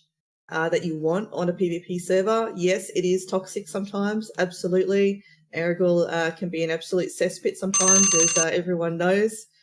It's just one of those things. But I don't think that anyone that's ever had a good story on a PvP server like Aragorn has it outside of PvP situations. So I don't see that as a drawback. Okay, guys, we'll move on. And here's one for Team Anti, as my dog licks my face. One of the pros of the LFD tool is that it decreases the presence of community-created hurdles or gatekeeping of relatively easy content. This was chiefly seen through the requirement of achievements and gear scores. I talked earlier about the relatively high levels of elitism seen in WoW Classic, so again, why remove a tool that helped somewhat stem the flow of elitism in dungeons by bypassing these often asked for prerequisites? So, Ale, I might kick off with you, mate, if that's okay. Do you understand what I'm saying here? I think so. And I think the reason would be is that it just pushes the elitism into the dungeon then. And you get removed after getting in instead of pre-selected before. So you can kind of choose to not get into a situation. Like there's sometimes you can tell, right? Sometimes maybe it's unavoidable, but then you know for the future. Where with the system as it is, because it's totally random, it just makes for a scenario where that's unavoidable. Okay, anyone else? Right? Like, yeah, sorry, keep going, mate. yeah, so it's like the people who will do one boss and then leave, or you're the wrong class, or I recently played some retail and I was removed because I didn't have the right legendary. So and it was like a normal, not even heroic dungeon. It was and like so I think overall it feels better to be like pre-selected and not go than to actually go and then be literally removed by committee from your group, and for even reasons that may not even be true. Sorry, keep going, mate. Keep cutting. And like for like servers that are like foreign language or things, like it's horrible. It happens. I wish they would do something to prevent it, but I've seen it all the time, and people will just kick somebody out because they don't speak the same language, or there's just something that they didn't find agreeable. Okay, Team Anti-LFD. Anyone else on this one? Because obviously, by campaigning for LFD, you know what comes with it. Link achievement, tell me your gear score, all the pre-rec checks that come in to see if you are cool enough, basically, to dungeon with this person. Anyone else want to jump in? If people are going to be assholes, they're going to be assholes regardless of whether they do it before or after they enter a dungeon. Okay, is that the general... Before I throw it over to you, Hunk, anyone else anti-LFD? Is that the general consensus? Any more points on this one? That's all good. Well, the one thing as well is about the toxicity is that with the LFD, there's a penalty if you're removed as well. So you may say the penalty is having to wait before without it, but with it, if you're removed, you have like a 30-minute thing that you have no control over. That's if you leave, though. That's not true. If you're forcibly removed. If you're forcibly removed, you have the penalty as well. Oh, I wasn't aware of that. Okie dokie. Hunk, you were going to say something, mate? I've done literally thousands of dungeons through the LFD tool over the years, and I've never, like maybe once or twice, have I seen people actually getting like removed for like spurious reasons. I just don't think it's the problem that people make it out to be. I in my own experience, I'm curious to hear the other people. I know Ale, it's happened to you recently, which sounds pretty freaking bad. I experienced it as well, but I just don't remember that specific trait. That's all. Well, when I've like returned to retail, sometimes trying it out, I run into the experience where like I legitimately am like the worst person in the group, and I've been removed while I'm still like kind of trying to figure out what my bars are and stuff like that. So I think it kind of goes.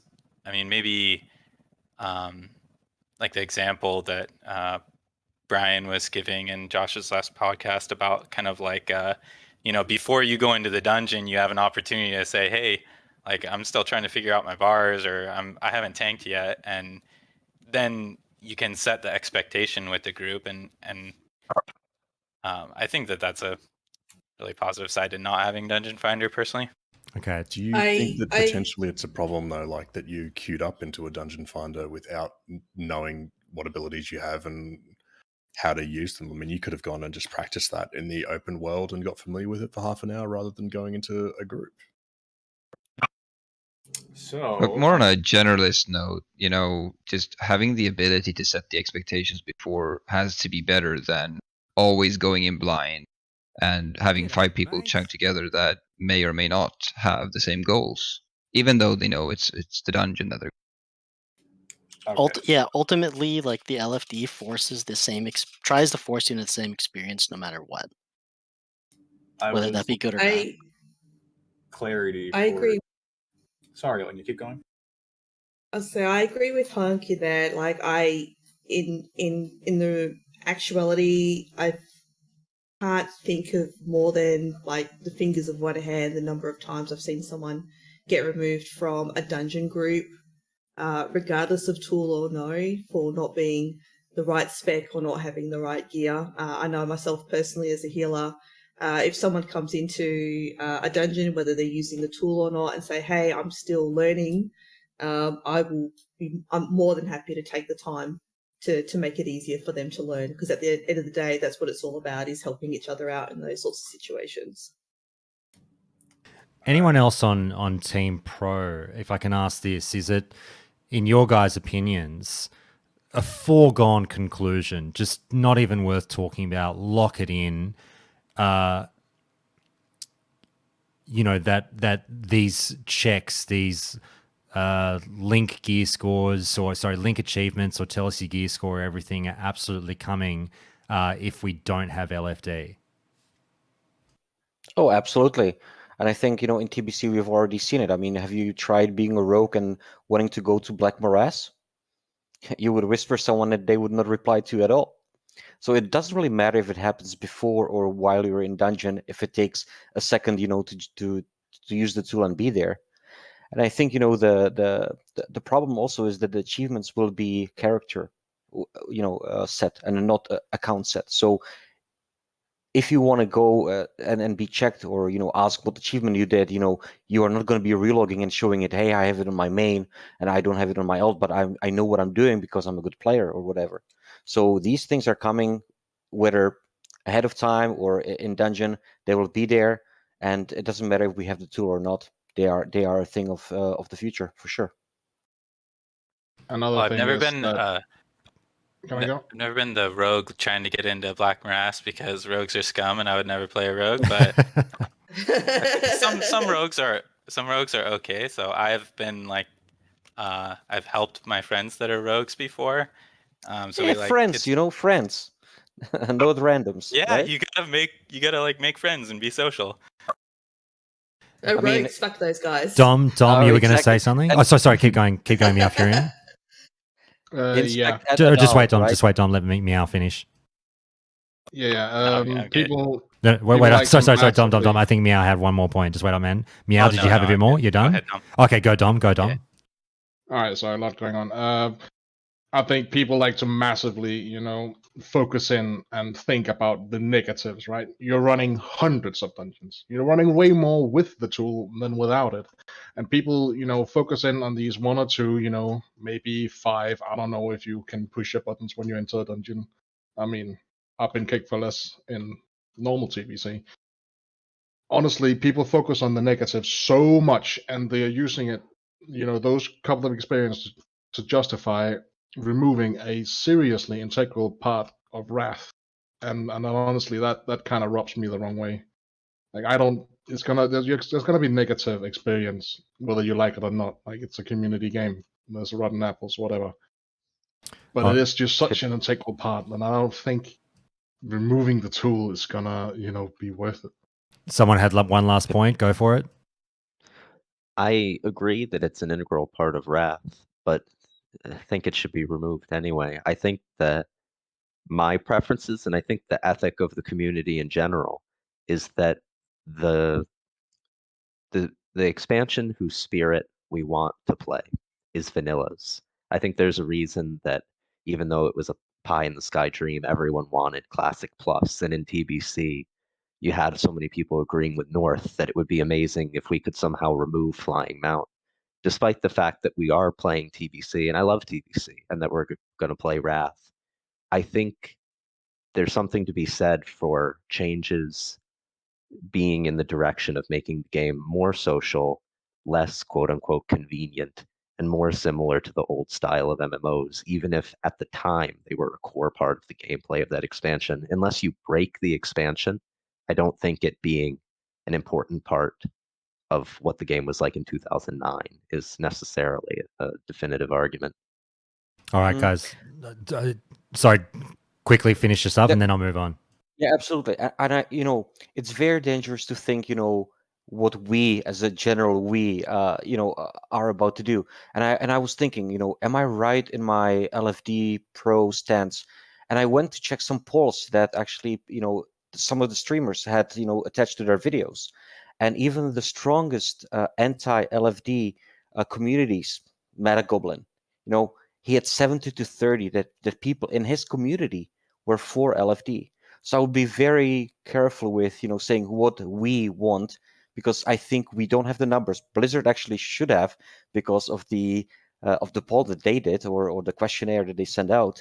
And I think that even though Blizzard wanted actually LFD, I actually think that they cannot deliver. And there was a quote that was quite interesting, that back in the day there were technical difficulties. And I think that actually Blizzard is not straight with us, because I think that they have an accelerated timeline for Wrath because of the merger with Microsoft, that they need to show up numbers. That's what they're rushing things. And they were told, or the decision was made, cut everything that is not ready for immediate Wrath release. And so it doesn't really matter if we're pro or against. We are not getting it because they don't have it. Well, you've touched on a very interesting point. This is a conspiracy theory that I've heard from another corner of the internet. Ale, do you want to chime in on a shared conspiracy theory here as to why we're not getting LFD? I mean, I wondered that as well, to be honest, that it does seem like it's coming soon, and because resources are strained, I wonder if it's too big of a feature. Although they did say they will work on something for us. It's, Guild Banks took so long to get in. I don't know. I kind of feel like I might almost share that resources are limited. I don't know. Like I said, Blizzard ultimately knows, I think, and could it be a little bit of column A and a little bit of column B?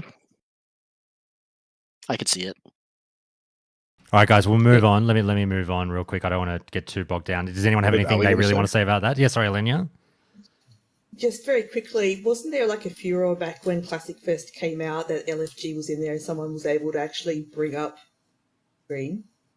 It was oh shit! Well, it wasn't LFD. It was something. I think it was TBC. Because it was based on like was it Wrath or Catabase or something like that? The actual tool is there. It's just disabled. It was in the public test, and then people got all feisty about it, and they're like, "Don't worry, no, we're taking it out." Yeah, something from the Legion client. You're right. Yeah. Yeah. Anyway. All right, let's bring up the next question, guys. And I'm just fucking around with OBS a bit in the background. Don't mind me. Here is the next one, and it goes towards the pro LFD crowd. Listen up. We alluded to this earlier. The true boogeyman of the LFD system appears to be the dreaded vote kick system. Turned up in anything less than BIS? Kick. Got a mechanic wrong? Kick. Died once in an unimportant situation? Kick. You need an item someone else needs? Kick. Use the same armor type as the tank? Kick. DC'd for a minute? Kick. Kicked someone? Oh, you better believe that's a kick. So, Hunk, laugh at my Simpsons reference, please. I asked you... It was good. Thank you. I asked you earlier why you would be okay with implementing a system that doesn't discourage players from acting out in a dungeon. So to extrapolate on that in the context of vote kicking, why do you guys want a system that allows elitist jerks to flex their elitist muscles even more by kicking anyone they don't like the smell of? So particularly on vote kicking now, pro LFDers, who wants to jump in? I just don't think it's the problem that people say it is. Like, you can't see the vote if you're the intended target of it. You don't get to see that the vote's happening. And it's like, I mean, has anyone played League of Legends and tried to surrender in a losing game?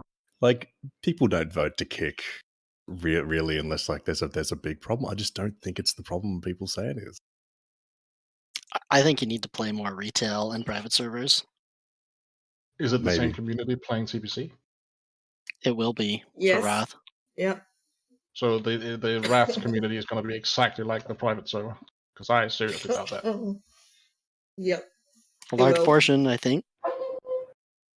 That's what I worry about. I don't think it's going to be a problem. I need to be here with Hunk.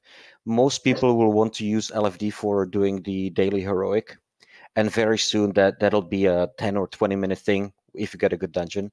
And it's actually detrimental to the time to actually remove someone and trying to get someone else. So they'll be okay with having somebody undergeared, and they'll just keep going, because that'll be the primary thing. Get it done in 20 minutes. Get out. Get your emblem. Get whatever you're there for, and get out. And if it's alt later on, people will be on the same level with gear. And we really have to think about one thing. You go to next twice, and you don't need the gear. You are there for a different reason. And again, as I said, it's detrimental for your entire time spent there trying to kick someone just because they're undergeared. To counter that, it's not only the vote to kick that's also an issue. I've had instances, because I also play a Wrath private server, and there's instances where it's not vote to kick that gets you, but it's 2 to 3 friends that are all like buddy, and they don't like you. And instead of ruining their reputation, they just pretend to be AFK until you leave. And it's surprising, but I've had that happen on multiple occasions, and it sucks, because then you have to leave and you have deserter again. And it's just these system mechanics I don't believe should exist. They can be used for greater good to kick dickheads and whatnot, but more often than not, it's dickheads using it to their own advantage. Also, even does the sound even with that, I'll take it. Like, what's and all, I want to be able to play dungeons on my alt. I want to get easy dungeons. Sure, there's some toxicity. It does not outweigh the benefit of the system. I mean, does this sound unrealistic? There's a weak aura that says X player is so much gear score, but below the average level of the group without him. And all of the asshole players have that weak aura. And so there's no time loss because you just instant kick as soon as you get into the group. People will find very creative ways of being toxic. Being toxic in that exact way, yeah. But again, it's not toxicity if you prune your group and form it that way, as long as you're not rude to people. Kicking is rude, but forming a group to smash a dungeon is not rude. And what I think is even worse with this go round is that there's not actually GMs to police it. One of the interesting things that I found while researching it is they used to record how often you would kick somebody or initiate a vote kick, how often you were kicked. This is something that Blizzard used or like keeps track of, and they were able to. I don't know if they did penalize people. I didn't know as much back in the day, but even now, like if this happens, like what is it if that takes hold? What are they going to do? Like they're going to like be able to do whatever they want. It's going to go in that direction, I feel like. And like for me personally, because I've experienced it, and for people who know me and played with me, I'm nothing less than like a super tryhard, right? For me to be kicked, I take that personally because I'm generally the most prepared, ready to go, person in the group. Like even for like when I started tanking in retail, like I was looking up the M0 guides just to do the normal dungeon because I heard they could kick tanks if you didn't pull the correct mobs. And I had a legendary that like I guess wasn't the best one, so maybe I wasn't fully prepared, but I outgeared that dungeon by so much. And to be kicked, like it's like soured me on the private servers. I was kicked because, I was a warrior queuing into a group with a Death Knight tank. They wanted the weapon from halls, kicked. It's just like Ale, I hope you got a debuff that said you used the wrong legendary and you had to walk around in town with that. I actually logged out and didn't play again for a year. I was just like done with it. So I want to go down that route because I'm gonna main tank a warrior tank in Wrath, and there were instances I also remember in Wrath when I got kicked for being a warrior tank and they wanted a Death Knight. Regardless of how long they had to wait, they didn't want to have to deal with me being a warrior. I don't have as good a threat as a Death Knight, but I'm still tanky as fuck. It's just I can't go as fast as the Death Knight or the Paladin. So that really sucks. You might have been kicked out of the dungeon, but if there was no dungeon finder, you wouldn't have been invited in the first place. You No, in wouldn't the have dungeon, that's what I'm saying. Yeah. But I got into a group using Dungeon Finder, and they kicked me because I was a warrior. But I was still a exactly. tank, which is ridiculous, though. Right, but he's saying you got there in the first place by virtue of Dungeon Finder being a thing. That is true. Sounds like a waste of time. You wouldn't have had the altercation if you were looking for the group because they wouldn't have given you the option. So I would rather Actreve, not have the bad social experience of being kicked for who I am. Actreve, if I can keep you going on that point, I wanted to throw it to you anyway, mate. It sounds like you're kind of with Dom on this one in that it is an evil that you're willing to eat in order for the tool to still be implemented, the rampant kicking that might well take place. And one of Aile's big points has been, look, it's fucking embarrassing when you get kicked. It sucks. It feels shit. You don't feel good. Are you still okay with that feeling every now and again if you're not up to someone else's standard? The glitterati has deemed that you are not up to snuff and you get kicked now on a semi-regular basis. It's still at the point with you that this tool needs to be here. It is necessary. It's a double-edged blade, but it does allow people to be toxic and kick people just because of those facts, but it also allows people who are being toxic in the group to be kicked. Fair enough. Guys, does anyone else have anything to say on this one? I think we've pretty much done our time on this one. Before I move on, let me know. Anyone else? Going once, going twice? All right. Hunk, I'll just say Kevin Jordan laughed at my Simpsons joke, you son of a bitch. So take that. I laughed at your Simpsons joke. All right, guys. Team Anti, listen up. I asked... Kevin Jordan's too much. Why don't you marry him? Is he available? Yeah. Team Anti, listen up. I asked your side just before about LFD potentially decreasing instances of the community creating roadblocks to the content. Another such roadblock that has become commonplace is a payment going to any tank, regardless of which dungeon you may want to run. LFD is something that would again seemingly combat this practice. In being anti-LFD, it seems to be a soft, or perhaps hard, acceptance of this practice continuing. If so, how do you feel about wanting an environment where one player's role in a 5-man party is deemed to be significantly more important than others? That's no different to TBC as it is at the moment in Classic. I mean, there's always a shortage of tanks. If anything, probably going to see more tanks in Wrath, just purely based on the strength of Paladins, for example, in Wrath. Right, but are you cool with continuing? Are you cool with continuing to pay every tank you need for a dungeon? Sorry, what was that? Are you cool with continuing the need to pay every tank you ever get for every dungeon? I'll come if I get the unwanted blues. You're cool with that paying the piper? So I am down.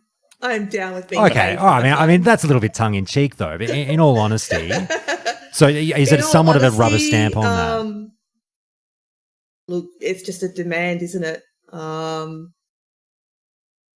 I actually have no problem with it. I've paid tanks to get a dungeon going. So right. So if I can just push you a little bit further, Elenia, and mate, you know I'm messing around with you, but the further point from that is the suggestion that one person is more important amongst the 5 than the other 4. Do you know what I mean? Why is that so? Why does that get to be the case?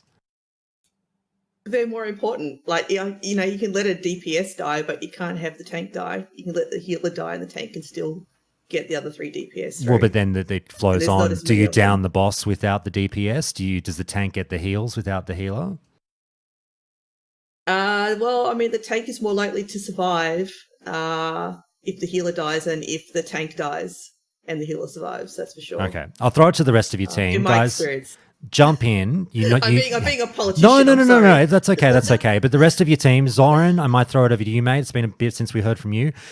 I know I'm sounding a bit facetious here, but I think it's actually a rather poignant question, because we have facilitated this environment in Classic where we really have elevated one particular role, and for some reason we are handing over, bill after bill, theoretically, to tanks, saying, thank you for tanking this dungeon for me, oh great lord of fucking tanks. Why does one player continue to get to be more important than the rest of the party if we don't have LFD? Well, the incentive is created to get tanks to even tank, right? So I would argue that if you're not actually able to pay the tanks to come, you're gonna have even less tanks that are queuing up for the system. So, it's going to be bad no matter what. There's going to be a tank shortage. I feel that it's going to be an even greater tank shortage if you cannot pay them to come, even if you don't need. That's why they put the little bonus satchel reward to try to get when there's a shortage of healers. I think it does this in retail currently, but it did it back in Wrath as well. I don't know if it did it right away, but they had this extra satchel of gems or whatever if you queue up as a tank. So in Wrath, it's not as much of an issue as it is in TBC and Classic, the way the dungeon scaling and the gear works. So for the first, I would say 7 dungeons, it's an issue, but there's going to be so many tanks from leveling that you're not going to worry about it. Yeah, the tanks die off later on in the expansion as everyone's raiding, but for instance, like when Trial of the Grand Crusade releases, that's a whole brand new item level set of gear for a 5-man dungeon. Every tank is going to be in there. It's not like it's old content that they have to rerun. So there won't be a shortage there. And the same thing happens again later on. Can I comment on something? 1 second, just before you jump in, Ale, I just want to put this to Gigantor, and it will apply to what you're going to say as well, Ale. So Gigantor, are you saying that this practice will go away with Wrath, that we won't see people saying, if you want me as a tank, pay me? You will see it late game, when we have nothing left to do and nobody wants to run those heroics anymore. But when it's current progression content, it won't be an issue because everyone's going to be leveling their Death Knights. There's going to be a shit ton of them. I remember this in original Wrath and going through all the patches. Then we get the golden egg of Trial of the Grand Crusader. It's item level, 213 and 218 gear. Or it might be higher than that. I can't 26. 26? Yeah, it's a jump from regular heroic gear, which prepares you for Oldar. It's a catch-up mechanic for older content that if you weren't good enough to do. So, and then that prepares you to jump in the raid Trial of the Grand Crusader. So every tank and their mother is going to be in this dungeon just because the gear is ridiculous. There's an amazing one-hander out of there that looks like, pardon me, but it's like an electric dildo sword. And there's also, I believe, 2 amazing trinkets you can get out of there. And I think there's also a Metaslocket helmet that is also great. There's just a lot of great shit out of there in general. And as I was saying, again, when the ICC dungeon's released, the same exact thing happens again. Everyone jumps back on their tanks again to get them new gear. There's an insurgence of tanks that happens again. Okay. All right, Ale, I'll throw it to you. Hunk, Gigantor's trying to steal your smut corner. You're the smut guy on the podcast. Ale, go for it. He had me at dildo. We need a link. We need a link to the sword, first of all. Also, not having tanks or having tanks have this much power, that's not something that LFD solves. That's a game design issue, which I don't want to say they totally fixed it, but became a lot better by them adding a tanking class and buffing all the tanking classes. Well, if I can just push you on that. Sorry, how does LFD not solve it if the tank doesn't get to request a payment to go to the dungeon? Because there's more tanks in general. It's a supply issue. Yeah, there's going to be a shit ton of tanks, thankfully. Okay. And Paladins are kind of considered the best tank in TBC because they have such good AoE, pulling, and they can just smash stuff. And there's a change just in the design of tanks in Wrath that there's more AoE skills. Warriors aren't as good, but they do get huge buffs to their abilities to AoE tank better. Blood has that massive disease spreading. Paladins get better. I don't know what happens to druids. I assume they also get better, but I think all the tanks are better, and that DKs are just so fun to play and new and novel that everybody jumps on them. Okay, Dom Ruse. Sorry, go Hunk. The biggest factor with increasing numbers of tanks in Wrath is 10-player raiding. There's not enough spots for tanks in raiding, and there's too few. Then there's too many spots for tanks in groups, because you go from like, so like a 25-man raiding where there's 2, maybe 3 tank spots for the most part, down to 1 in 5 for your groups. But with 10-man raiding, you've got that same 2 to 10, 1 to 5 ratio. It increases the number of tanks you can access raiding, so there's more people who main tanks. Dom, Ruse, I want to hear from you guys on this. You heard the question, you've heard the answers. You know where I'm going with this. What are your thoughts on this continued practice if we don't have LFD about paying tanks? Dual spec, baby! Everyone's going to have an off-spec tank if they can. So, oh shit, I can't find a tank on my Paladin healer. I'll just put up another shield on and we go. I'm actually not going to agree here. I think we're going to see the same shortage of tanks in Wrath as we are seeing right now. Dual spec is not going to fix it, because the majority of the people that are going to play DK will be only the tryhards that are, their DPS class is turning shit in Wrath, and therefore they're rerolling to DK, and they have the DPS mindset. They don't want to tank. They didn't want to tank in TBC, and they will not want to tank in Wrath. And they will only do it like if they want to do the daily heroic when they're super forced to and they cannot get a troop otherwise. So I don't agree with the fact that there's more tanks in Wrath. I that's my prediction. I may be 100% wrong, but I think we're going to see the same shortage. And actually, we saw like tanking for blues and greens since phase 2, and I think that's going to be the same thing in Wrath. And maybe very early on with a new phase, there will be tanks for a week or 2. And then they're going to disappear just like before, and we're going to go back to tanking for blues and greens just like before. Okay, we're going to have to move on, guys. I'll throw the next question at Team Anti. Listen up.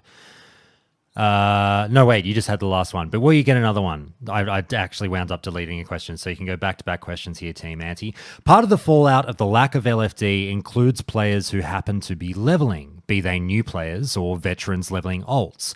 The ridiculous prevalence of mage boosting services has led to it becoming the default answer for some time now when wondering how to go about leveling a new toon. The lack of LFD would seemingly push leveling players from dungeons with regular groups to dungeons with mages, many of which are tied up in the gold buying industry. Whilst they absolutely could level normally, it might be fair to say that they more than likely won't. So a problematic part of being anti-LFD is that the gold buying industry grows and wins as a result, and the open world is dead. Again. Which becomes even more ironic given that you don't want players to be able to teleport to dungeons because you want players out and about in the open world. Why rally against a tool that reinvigorates the leveling experience somewhat?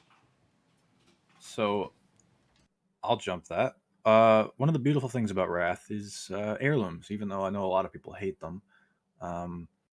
There's not as much money into it for the boosters. The boosters, not the boosties. There's just not as much money because people are using these heirlooms to level their alts instead of paying somebody else. You're saving your gold. For the first time you're making an alt before you acquire the heirlooms, there might be some boosting. Just people are just lazy. That's just how people are.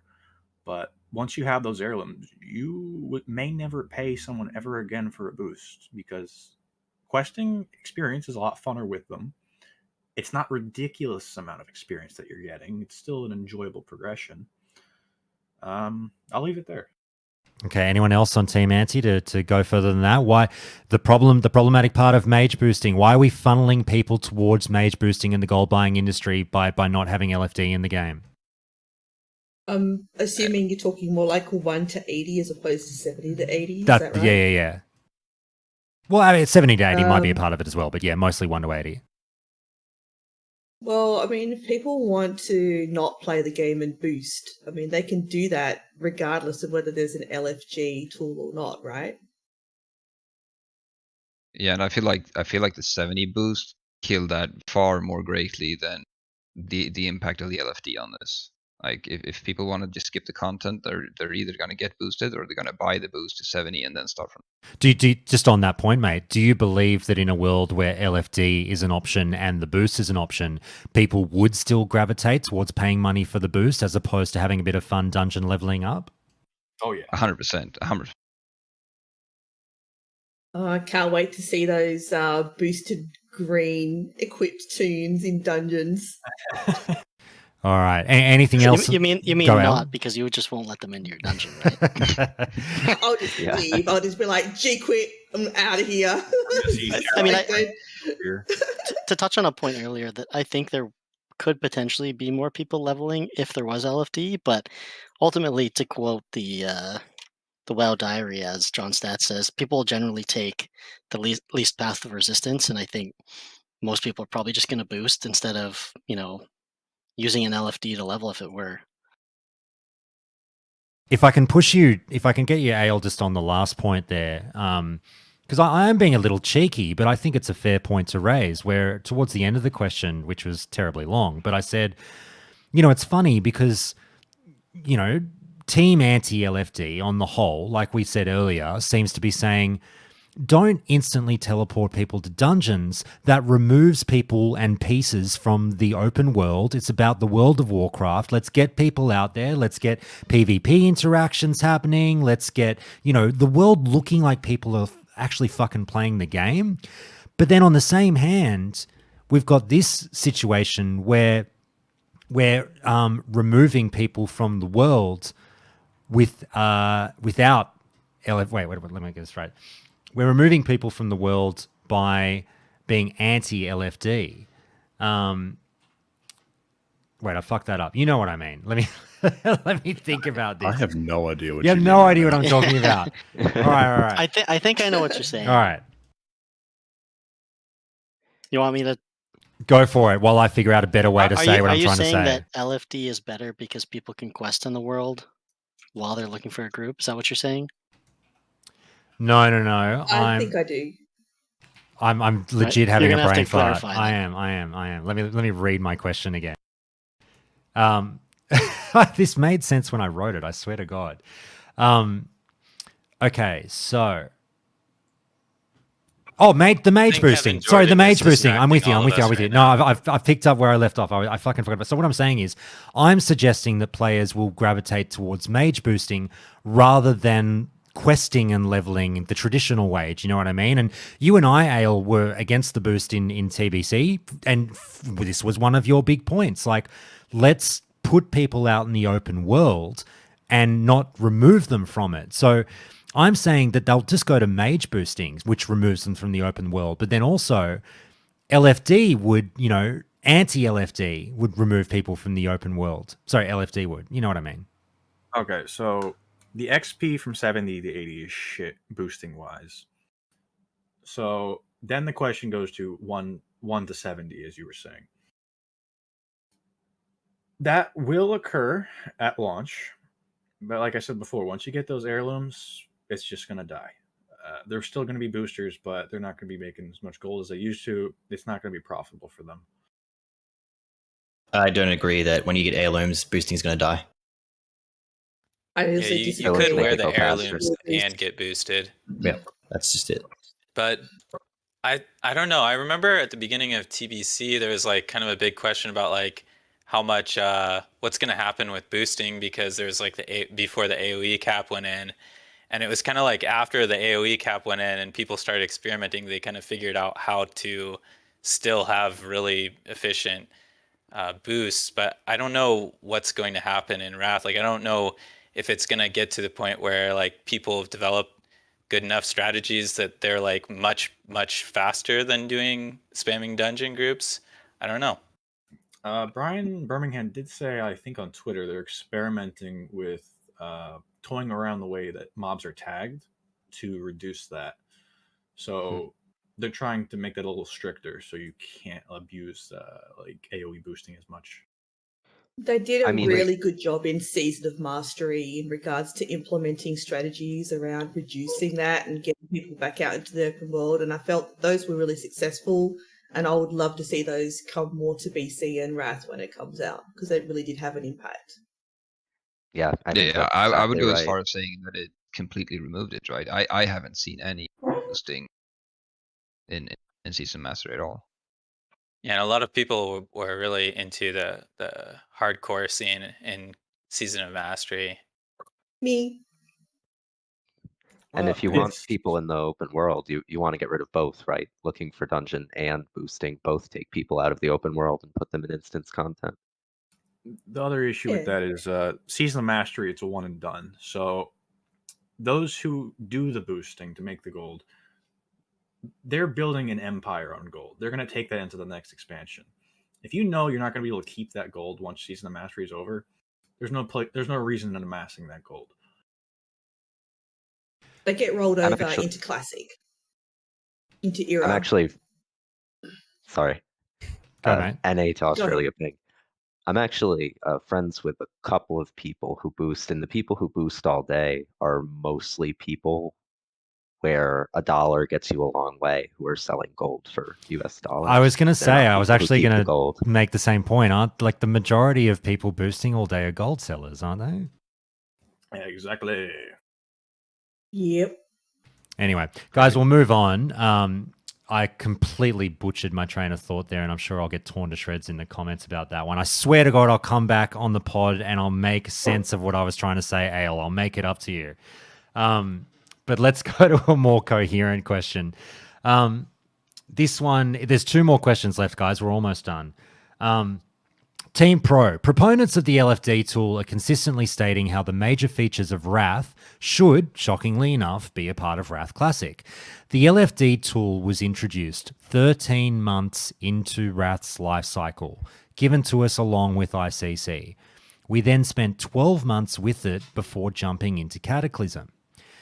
Given that the community played a little over half of Wrath back in the day without the LFD tool, how much of a stretch is it to say that the tool could be argued to be more synonymous with Cataclysm and perhaps should be shelved for the day we potentially get Cataclysm Classic, as that more Cataclysmic, I like it. Cataclysmic, as that more signifies the beginning of the retail era? Team Pro, what are your thoughts on that? I will go on this one because one of the reasons that I actually wanted to join this debate was that I wanted to convey to the world that I think what Blizzard is giving us is Wrath minus. You know, I watched the interview of Asmon and Eon, and I think that Blizzard has completely lost any vision for Classic. Ian was asking, we're going to ask community, you know, what was wrong about Keta that made you, you know, think it was bad? Was it this, you know, dungeon? Was it this raid? We're going to cut it out so that you like it. And I think they're doing the same thing with Wrath. And they are looking at things that they don't need to deliver because they're thinking, oh, the community doesn't want it. And the thing that they're approaching Wrath is as low effort as possible. Don't develop the features that were even there, you know, halfway through or whatever. And you know, they are just going with as little effort as possible, and they are trying to make us think that this is what the community wants when we haven't seen any numbers. And I really think that, and we discussed this conspiracy theory, it's they don't have resources and they need to deliver as soon as possible. And so it doesn't matter when it was delivered, because all the other expansions, Classic and TBC, we were given in the final state. Balance of the classes, and so on and so forth. Everything was as it was the last day of the expansion. So my question would really be, what is Blizzard working on to give us a great Wrath experience? Balanced servers? No. Changes to arenas? No. Class balance? No. Racial balance? No. Are they improving communication? No. Are they making Nax a bit harder? Perhaps heroic? No. Do we have confirmation of dual spec at the beginning of Wrath? No. They told us they are not doing account-wide achievements. No. So what are they actually working on to make Wrath better? Because they are only making it the way it was, or they are making it worse. He's And right, so- damn it. Sorry, I shouldn't get involved. I'm the moderator. I was about. No, he's right. He's absolutely.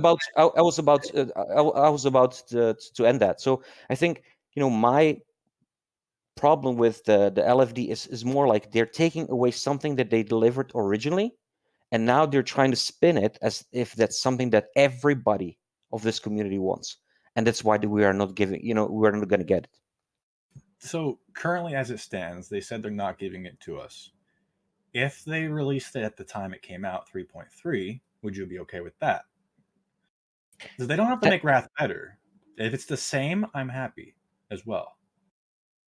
You know, I would be actually happy if they communicated that it's coming, it's going to be cross-server, and it's coming later because we know that there will be a rush the first 3 months or whatever. But again, they have no vision, they have no plan, they are not able to communicate anything clearly. Everything is late, and then it's covered by, oh, we want to deliver things as soon as possible.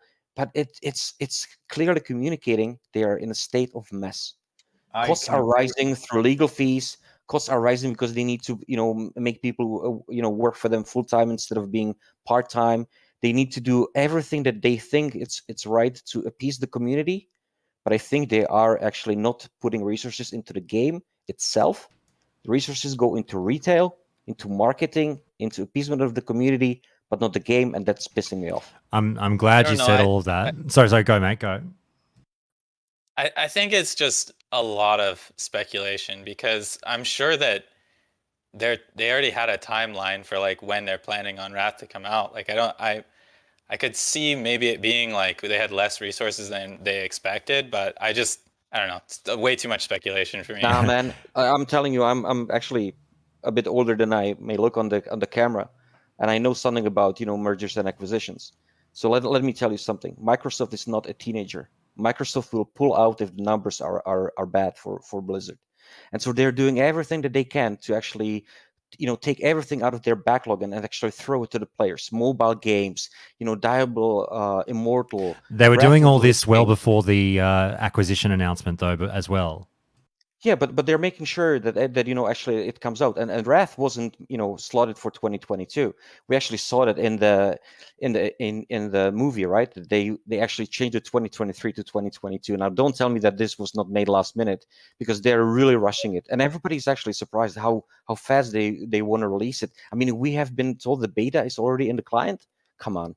I just on that one, I don't believe that I think it was always intended for 2022. To be honest with you, I think this timeline is something that's been on track for some long. But where I'll bring us back a little bit to the question because I love everything you've said there, and I think it was important to hear. If I just pop this to the rest of the pro team, I just want to ask, in saying all of that, all the conspiracy theories and everything, is it focusing on how long we had the LFD tool for in Wrath? Is it wild to suggest that it is more of a Kata thing because we spent more time with it? That was the first expansion we had it the whole time and everything. Maybe it's best suited to leave it for Kata Classic. Or is it like, no, it's the expansion that it was fucking introduced in? Definitely. Oh, you go. Cataclysm added looking for raid as well. It's a complete package in Kata. I think that's why it gets lumped in with Kata. Because all we had was Dungeon Finder. We didn't have looking for raid as far as I know. It wasn't the complete sit in the main city and chill.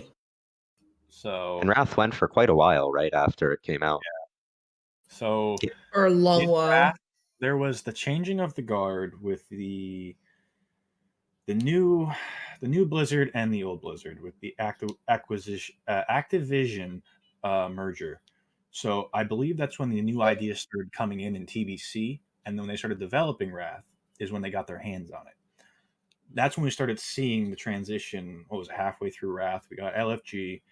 We got all these Kata changes, which fundamentally changed the game completely. It was a new game, probably halfway through Wrath.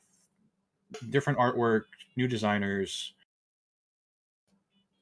That's where I think Cataclysm started, not at the actual release. I'll leave it at that. Okay, Ale, did you have I thought you wanted to touch on this one a little bit in regards to the timing of when we actually got the tool. Oh, yeah, I think just most people weren't aware. They assume it was in the whole time. Most B servers have it in from the beginning. So it actually did come pretty late. Well, not late, halfway. So do you think it should change people's arguments that like, hey, you only had it half the time, settle down, why do you want it so bad? Is that your take? I mean, that would admit that I'm okay with it at all, I guess, but I mean, kind of, yeah. Like advocating for it to be in right away. I don't think that that doesn't match how it originally was. So I think at the very most, that's what it could be. Very good. But Very good. I mean, Ale, let me ask you actually, would you agree to the statement that expansions are usually much better at their end than they are at their beginning? Only in the sense of raid content. Okay. Not any of the. I mean, I would say they're absolutely better in terms of class balancing and other things. But if you only think it's only raid content, then I think we have a relatively different opinion about how expansions are. So I would disagree on class balance, because usually by the end, at least for classic, the balance is out of whack as far as PvP, but it's better in PvE, maybe, right? So, but even as it goes with warriors, it wasn't, which is the class I play. They usually get out of balance by the end, which is why they needed massive changes eventually. I'd also suggest that your experience is quite different early on in the expansion as well, when everyone is undergeared. Like, it's a very different experience in a dungeon or a raid when no one's got stuff. Guys, and at the end, the spread is bigger between the players who played it a lot and those who haven't. So there's I love the power of classic. I think it's one of the things that I enjoy most is the imbalance, being able to have really good gear to go in and two-shot somebody. To me, that's fun. A lot to the person that happens to, it's not fun. And I like that imbalance. I'm not saying that I like it because I feel its power there, and to me that's fun. And one thing that goes along with that is say in vanilla, if we had gotten, original Banthox Sash at the beginning and so on, we wouldn't have had so much power at the beginning. There would have been an even more significant feeling of progression and becoming OP as the expansion goes on. So I think whether it's better at the beginning or end, or whether it's best if it changes, just depends on the expansion. So are you saying that looking for dungeon gives people power? Is that? No, I'm just talking about itemization progression in vanilla. Totally unrelated. Guys, I won't ask any more questions from there. I had one more, but it's kind of been answered already. It was about class marginalization and, again, the gatekeeping with, don't take that rogue, don't take that warrior. Let's see here for an extra 20 minutes and fucking wait for the perfect composition, so we can down the dungeon quicker, which is, laughable to me. But I'll scrap that one. But just before we go, look, guys, you've been amazing. I'm not going to declare a winner or anything. It's just a free exchange of ideas. You guys have all been phenomenal. I do just want to re-raise, the point generally that Ruse was very passionately bringing up just then, when I sort of had to rudely cut him off and bring him back to the debate for a second. But I think it is fair to say in winding up, and I'd love to hear from everyone on this one if you've got something to say, are you happy as consumers with what you've been told, sort of LFD aside, not LFD aside, LFD, is included, but on the whole, how are you feeling about this product? You've been told that Wrath of the Lich King Classic is coming, all the information that you've got about it. How are you feeling about the product moving forward? Are you excited? Are you not as excited? How do you feel about the community? I love that you guys have dived down. We call it a conspiracy theory, but I don't think it's that wild of a thing to say that maybe we are getting some smoke screens for what is, as we know, a very small team, not able to maybe technically push everything out on time. The guild banks thing comes to mind as well that we saw with TBC. I don't think it's wild to suggest that this might be a bit of PR fucking hoo-ha to disguise the fact that maybe things just aren't ready because they're being pushed on a small team. What do you guys sort of think about everything in general about Wrath? First of all, objection compound. I know. I'm the worst for that. I will say that I've not really been happy with most of the stuff they've done with Classic. I'm a big proponent of the progressive patches, so you get the whole thing being stuck with completely busted warriors and very powerful gear for all of Classic. I think really, more than anything, detracted from the Classic feel of the game. and the same can be said in TBC and in Wrath. And I would use that argument to, justify looking for dungeon or looking for group to say that, hey, we are getting the last patch, so why not just have that in as well when we have everything else? I guess the way they're doing it. I'm not happy about it, but it is how it is. As for how happy I am with Wrath in particular, I mean, LFD, it's the reason I'm here. I'm not happy about it. But otherwise, I don't think they've fucked up too many things yet. So, I mean, we'll see. I think leading up to when Classic came out, so I had been playing on private servers, the Nostalgia scene and all that, and I think that when there was the original, or when we were doing Countdown to Classic, and there was always a question like, oh, what are they going to do after Classic? Oh, they have to do TBC, and they have to when we get TBC, oh, we have to do Wrath. And I think I always went in with the expectation that like I was not really that keen on Wrath, so I was kind of expecting, oh, we're gonna get to the era where looking for dungeon is introduced, and we're gonna start reminiscing about the good old days. And I think that I don't think that Wrath is gonna be that great. I think that the next, I don't know, Season of Mastery was pretty was small potatoes as well, but I think that during Wrath, I think there are a lot of people who are unhappy with kind of like the incremental changes that just slowly chipped away at the game. I think a lot of them are going to start longing for the days that we had in Classic and the World PvP and Blackrock Depths entrance and stuff like that. So I don't know. Does that even go to your question at all, No, it Josh? does. It does. I'm just absolutely, mate. Just into how are people feeling right now? Are you pumped or not? And how are you feeling about Blizzard and the Classic product? So, hey, Tyrannosaur, thanks so much for the raid, man. So, does anyone else want to go next? I on do. this one? Yeah. Oh, here we go. Spicy I have Canadian. a lot to say, actually. Oh, go nuts.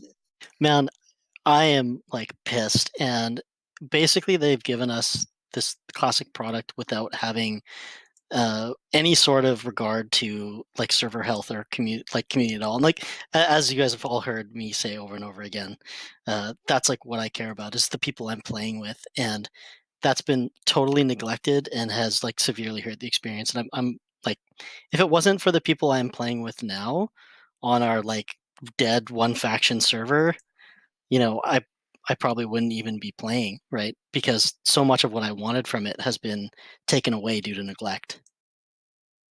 And it's something that like even in your interview you asked them, it's like have you like thought about how you guys are going to fix or work on faction balance? And they just straight up said, we don't even know what to do about it. It's too hard to do anything. So like should we continue to think about it? Like it's something they're so far lost on that like I don't even know what it is they're planning. And as Ruse said, it's just like, do they actually have any idea? Because I feel like this LFD is like the first strong thing they've tried to kind of like steward us on in a while, which I'm like very surprised about because, with everything else, they've really been hands off, I feel. Yeah, I feel like everything's excited. been super reactionary, right? They've just gone along, okay, so it looks like we're gonna have to do TBC now because people are still playing this thing, and then we're just gonna chuck it out there to the best of our ability, and then they get pushed for those timelines as well. There doesn't seem to be any kind of clear intent of what they want the Classic product to actually be. Right. At least with no changes, we knew that's what they wanted.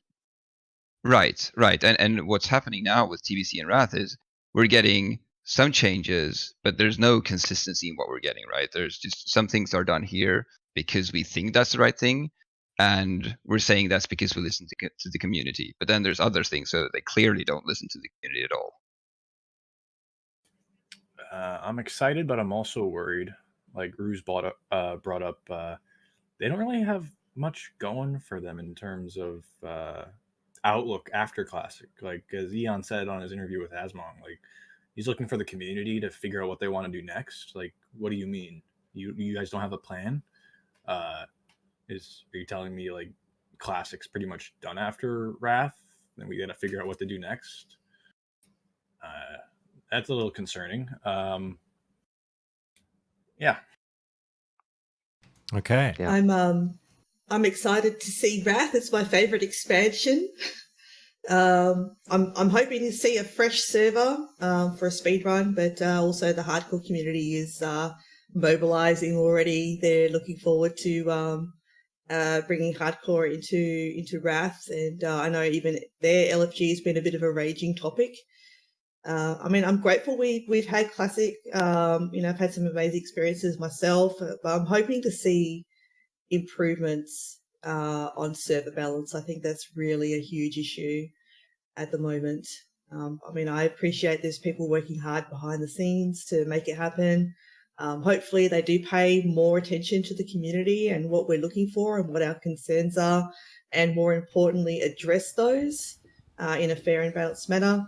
I also hope that the community itself is mindful of how they talk about the game, and the crew at Blizzard making that happen. Hopefully they can do what we've done here and get our points across without being toxic to one another. Okay. Go, mate. Go, Hum. I'm just really happy to see so many passionate people in the community weighing in on both sides of the argument. It just I mean, we all love this game and want to enjoy it together. And I think we just have to keep these discussions up, and hopefully Blizzard listens and they can, no matter what side we're on, like sometimes we're going to be, on the side that Blizzard might go with, and other times we won't be. But as long as we have like honest and good faith discussions like this, hopefully it'll keep the game going in a direction that we all enjoy and we can all just keep playing together. If I can chime in, I think you guys know, as I said, I crafted all of those questions at playing devil's advocate, and having to hopefully eloquently write out positions that I was not on board with. But one of the questions I put to you is one that I'm actually quite passionate about, which is the proposition that how seemingly bizarre this situation is, and I really vehemently believe this. And if you disagree with me, guys, now is the time to shout me down. But I'm like, Blizzard has completely concocted in a lab a overly divisive tear in the community, where I really truly feel that if they just announced, hey, you're getting Wrath Classic, here's LFD, that came with Wrath, fucking nobody would have complained. The sheer, and this might be a question for you anti-LFD guys, I can't imagine a situation where you, number one, would have been shocked, and number two, if you were shocked, would have been driven to post online about how outraged you were that they were destroying the spirit of Classic by not abolishing LFD and Wrath Classic. I just don't think anyone would have given a fuck, and everyone would have happily just played the game as is. So instead of going down what I call the relatively peaceful route, we've gotten this divisive route where it's like, let's just spike the punch effectively, and created this huge issue out of nowhere. It boggles my mind, to be honest with you. Does anyone have anything to say on that? I don't. I really want to weigh in on that. Yeah, go, Dom. If you don't mind. So you're saying that no one would have said anything? Of course they would, because there are a lot of people who have a YouTube channel who need to upload a video once a week, maybe 3 days a week, and they need to find, content. So Don't you think it would have been minimal though, like really minimal? No, because what these people do is they go out, they find a topic, and they blow it up, and they try to get as much drama out of it as they can, just to get content, so they can make money. They will do whatever it takes to get those. I mean, there's a reason there's only your show I'm coming on, Josh. You're not like the other ones. You're one of the good ones. Thank you, mate. But honestly, like, look at the fucking spell patching. Like, wasn't that just an issue completely blown out of proportion by a very select few people, and then we had to deal with it for the entirety of Classic? It's sort of the vibe I'm getting with this discussion as well. Like, honestly, it's such a bad idea. Like, we could have had Silky Smooth 50 MS all expansion. We could have had, and then now for Wrath, we could have had LFD the entire expansion, and these people just don't want it. And honestly, I think some of it. I know people here, you have very strong feelings about it, but most of the people who fan this and who push this content doing it for the money. Can that I just really can I pisses me off. genuinely poll Team Anti-LFD? Just real quick, just a yes or no answer, really, really quickly, guys. Alenia, I'll start with you. You know, if they had announced Wrath Classic and we got that presentation with Holly and John and Ian, and they go, hey, Wrath Classic, you know what comes with that? LFD, and it's coming. Would you have been so moved that you would have posted online in outrage about that? Alenia, yes or no? No, I don't get outraged over things that aren't that important. Right. Okay. Meow Furion, how about you? I wouldn't have been outraged, but I would have stated that I disagreed. Okay. Wacklow? I wouldn't have been outraged similarly, but I would have been extremely disappointed. I feel like it's the obvious thing to chip away. Zoran? I wouldn't have as well. I was expecting it to come, and I'm actually surprised we're sitting here even discussing it, to be honest. Gigantor? I would be a little pissed because they're not releasing it at the correct time, and it's also a catch-up mechanic. There's no reason to release it at the beginning of an expansion. It's designed as a catch-up mechanic, it's not a release feature. Canada? Well, speaking on behalf of Canada, I agree as well. Like I was expecting it, but I wasn't happy about that. And I probably only would have kicked up a shitstorm on your Discord anyways about it. And I'm very surprised because, as even like Rose said earlier, it seems so so much conflicting information for me, where like they're saying that this is better for us, but yet it's something just doesn't feel right about it to me, because they could have easily just said like, hey, no changes, you're getting what's in, that's it. Like, I really wonder if there's more to the story. But no, I wouldn't have been surprised if it was in. I was expecting it. We were already complaining about it in our guild. But I agree. And so I sort of turned back to Team Pro and say, like, so in hearing those answers, and I know we're speaking to 6 people out of hundreds of thousands of players, and this is not indicative of anything, but, you know, getting that sentiment out from these guys, that I'm hearing that, you know, I might not have been stoked with it, but I would have played the game. That's why I kind of get a little bit incensed about this, because number one, I should say this flat out. I don't believe, I hate, you know, one of my number one hates and pet peeves, guys, is gamer hyperbole. I don't like seeing all the people online posting, well, that's it, I'm ending my sub today. To the vast majority of those people, I say, shut the fuck up. No, you're not. You're a fucking liar. You know you'll play it, blah, blah, blah, blah, blah. Not to say that consumerism, you know, they get to have a say as a consumer and they can vote with their wallets. I get that some people might do that. But for the most part, I think they won't. But what I'm saying is, you've now gotten to a point where you have alienated a lot of people that were looking forward to LFD, disgruntled them, like I said in the question, and potentially led to people, potentially some, leaving and quitting and going to private servers and not paying you anymore. And I just don't get why they would vote for chaos rather than the simple route. But hey, that's just me. Because you pro LFD guys, I know you'll play the game, but the thought might have crossed your mind that you might not. Am I right? I'll play the game. But I will like it probably a little less without LFD that I would have liked it with, you know? And I think that there is, and I've seen it in this call, how many passionate people there are about the game. And I think Blizzard is wasting this potential.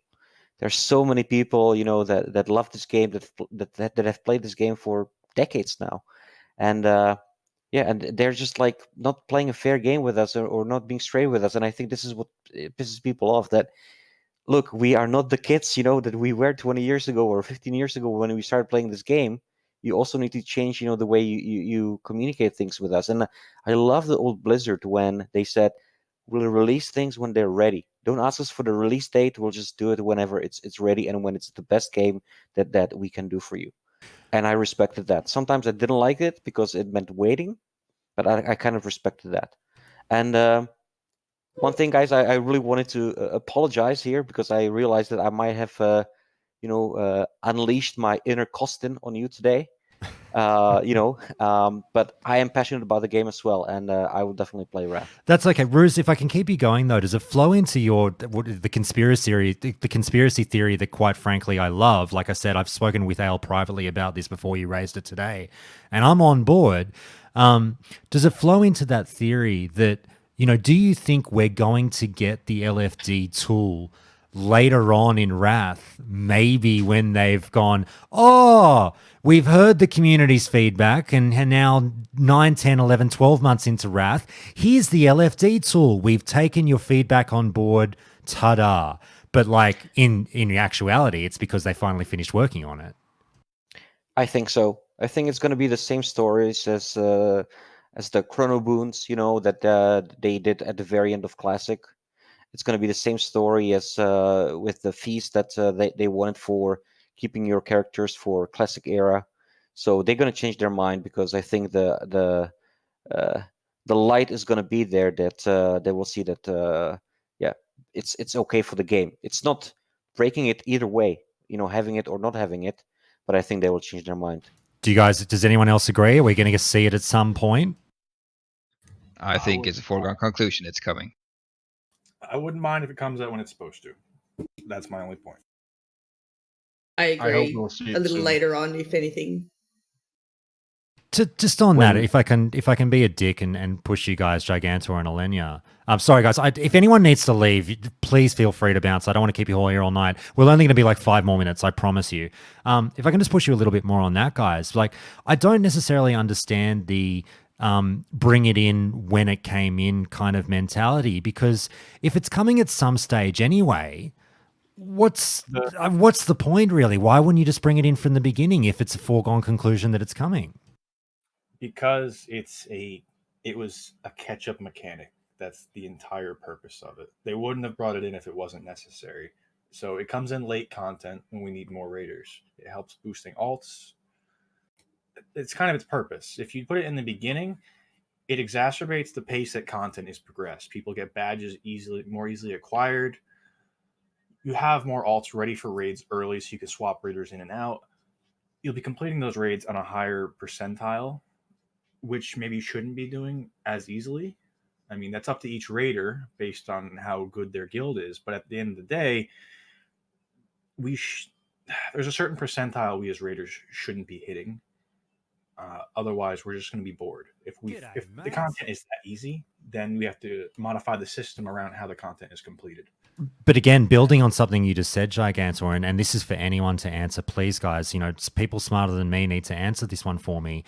You just said that, it's a catch-up mechanic, and we don't want people necessarily obtaining their wildest dreams worth of gear early on in the expansion. However, this is a point, and this was a question I actually scrapped from the debate that I was going to ask you guys, because I was talking about catering to the 2009 crowd as opposed to the 2022 crowd, because this crowd, as we all know, I don't need to say, is incredibly different. They want to go, go, go. They want everything in the game. They want it now. This is why GDKPs are so prevalent, blah, blah, blah, blah, blah. If I'm not in BIS, I'm nothing. I want it all fucking now. You know what I mean? So that's the way the classic player base likes to play the game. So why is it a good business decision? I'm not saying that that's I'm not agreeing or disagreeing with that style of play. I'm old school, baby. But knowing that that is your player base and that's what they want, why as a business decision would you go in the opposite direction and slow them down when they want to play the game quickly? In terms of business, I believe it's the player drop-off after you've completed all your goals. People stop playing once they get bored, once they achieve their goals. So if we complete all this content at breakneck pace, you get the people who raid log or unsubscribe for a while and then come back when the patch drops that they want, or the raid that they want. Like we saw with Black Temple and I can never remember the name of that place, but you get my point. People leave and come back for what they want. If you slowly roll out the progression, they're always like on that carrot on a stick, I should say. But how is looking for dungeon going to... Because there's more than just going into the dungeon, smashing the dungeon over and getting badges. There's also things like you have to do these quests to unlock enough rep. to get these, I don't know, enchantments or gem patterns from like the Sons of Hodia. So the thing about that is those tabards can be worn in any dungeon for the rep you want. It's not specific to one dungeon. Sons of Hodia doesn't have a tabard either. That's correct. Yeah, that one you actually have to grind the fuck out. But it's also, you can sell those marks on the auction house, which is another issue in itself. I would have a whole other conversation about, which is stupid, but All good, man. Anyone else have anything on where we're going to finish up here? Does anyone else have anything to say about what I just said? Yeah, tabard versus tabard. Tabard. Tabard, Leviosa. Sure. Malchazar. It's Leviosa. If you feel personally That's why you attacked, crazy when I said Alenia, that. you should. My ex That's now. fine. I'll catch up with you soon, and then I'll let you know how I feel about it. Ale, before we go, can you hit us with a Malchazar? Malchazar. That's the one. All right, guys, look, real quick, I'm going to let you go. I'm going to shout out your name. I want you to shout out anyone you want to shout out, friends, guildies, family, whatever, whoever might be listening. Say your hellos and your goodbyes. Thank you so much to all of you for being here. You're absolute legends. This community, this Countdown community is as strong as it is as amazing as it is because of people like you. I love you. Thank you so much from the bottom of my heart. Let's go down the list. And obviously, we've had a couple of people drop out during the podcast. They couldn't stay the whole time. Thank you to them as well. Huge thank you to Judah. Huge thank you to Amiga. But guys, Actreve, shout out who you want to shout out, mate. Shout out to the Flamingo Boys, my old guild, who will be coming back for Wrath. We will be smashing the dungeons with Looking for Group or not. Doesn't matter. Very good. Ruse, hit me. Shout out to my boys and girls at Void and Mograine. And I know she won't be looking at it, but to my girlfriend who is very patient with me and letting me play this game. This awesome game. Good honor. Good stuff, mate. Alenia, hit me, mate. Shout out to your lovely wife, Patty, who's been moderating this in the background and cheering us all on. I agree. My retail guild, Carpe Diem, homies at Countdown, and specifically Crazy, Sia, Terrell, and Geordie. Love you all. Yeah, I'll add on to that. Shout out to my amazing wife, Patty, who also designed the layout that you're seeing on stream at the last minute. Thanks for that, honey. Meow Furion, mate, thank you so much for jumping in at the last minute. That was really, really cool of you to get in when I needed someone. Mate, shout out who you'd like to shout out. Oh yeah, no problem. I'd like to shout out Kevin Jordan. Hey, nice. If you want to adopt anybody, I'm up. And also shout out to your cats, Josh. I really like them. Thank you. The dogs are sitting here saying, "What about me?" But Dom, mate, hit me.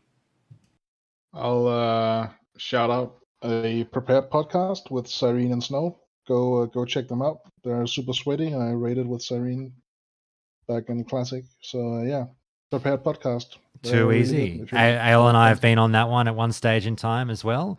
And next, let's go Zoran, mate. Hit us. Shout out to my guild, Pavan Rangers and Gehennas, or all of my old school friends on Gehennas. I've been in there since day one of launch of Classic. It's a fantastic server, even though it's a mega server now. And obviously to the Countdown group. Thank you, mate. Wacklow. Shout out to my guild Security, formerly Gehennas RIP Alliance, now on Firemaw. And shout out to you, Josh. Thanks for having me on. My pleasure, mate. Gigantor. Shout out to Lionface and Small Indie Guild, my two former guilds. I love you guys. And also a bit of a plug. Over on Reddit, we have the TBCN Wrath of the Lich King subreddits. We've joined forces to help everybody find their home.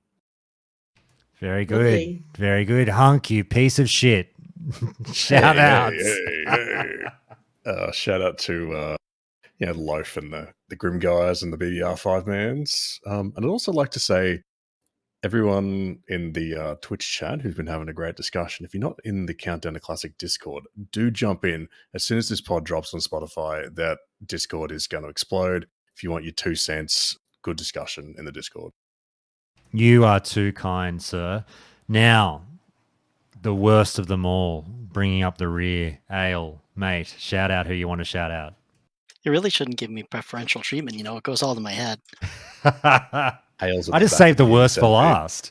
Oh, that's what it is. Okay. Yeah, honestly, thanks a lot to you and to Wipe Club, who's going to be doing their first Kara later. Hell today, I yeah, we're think. going in like half an hour.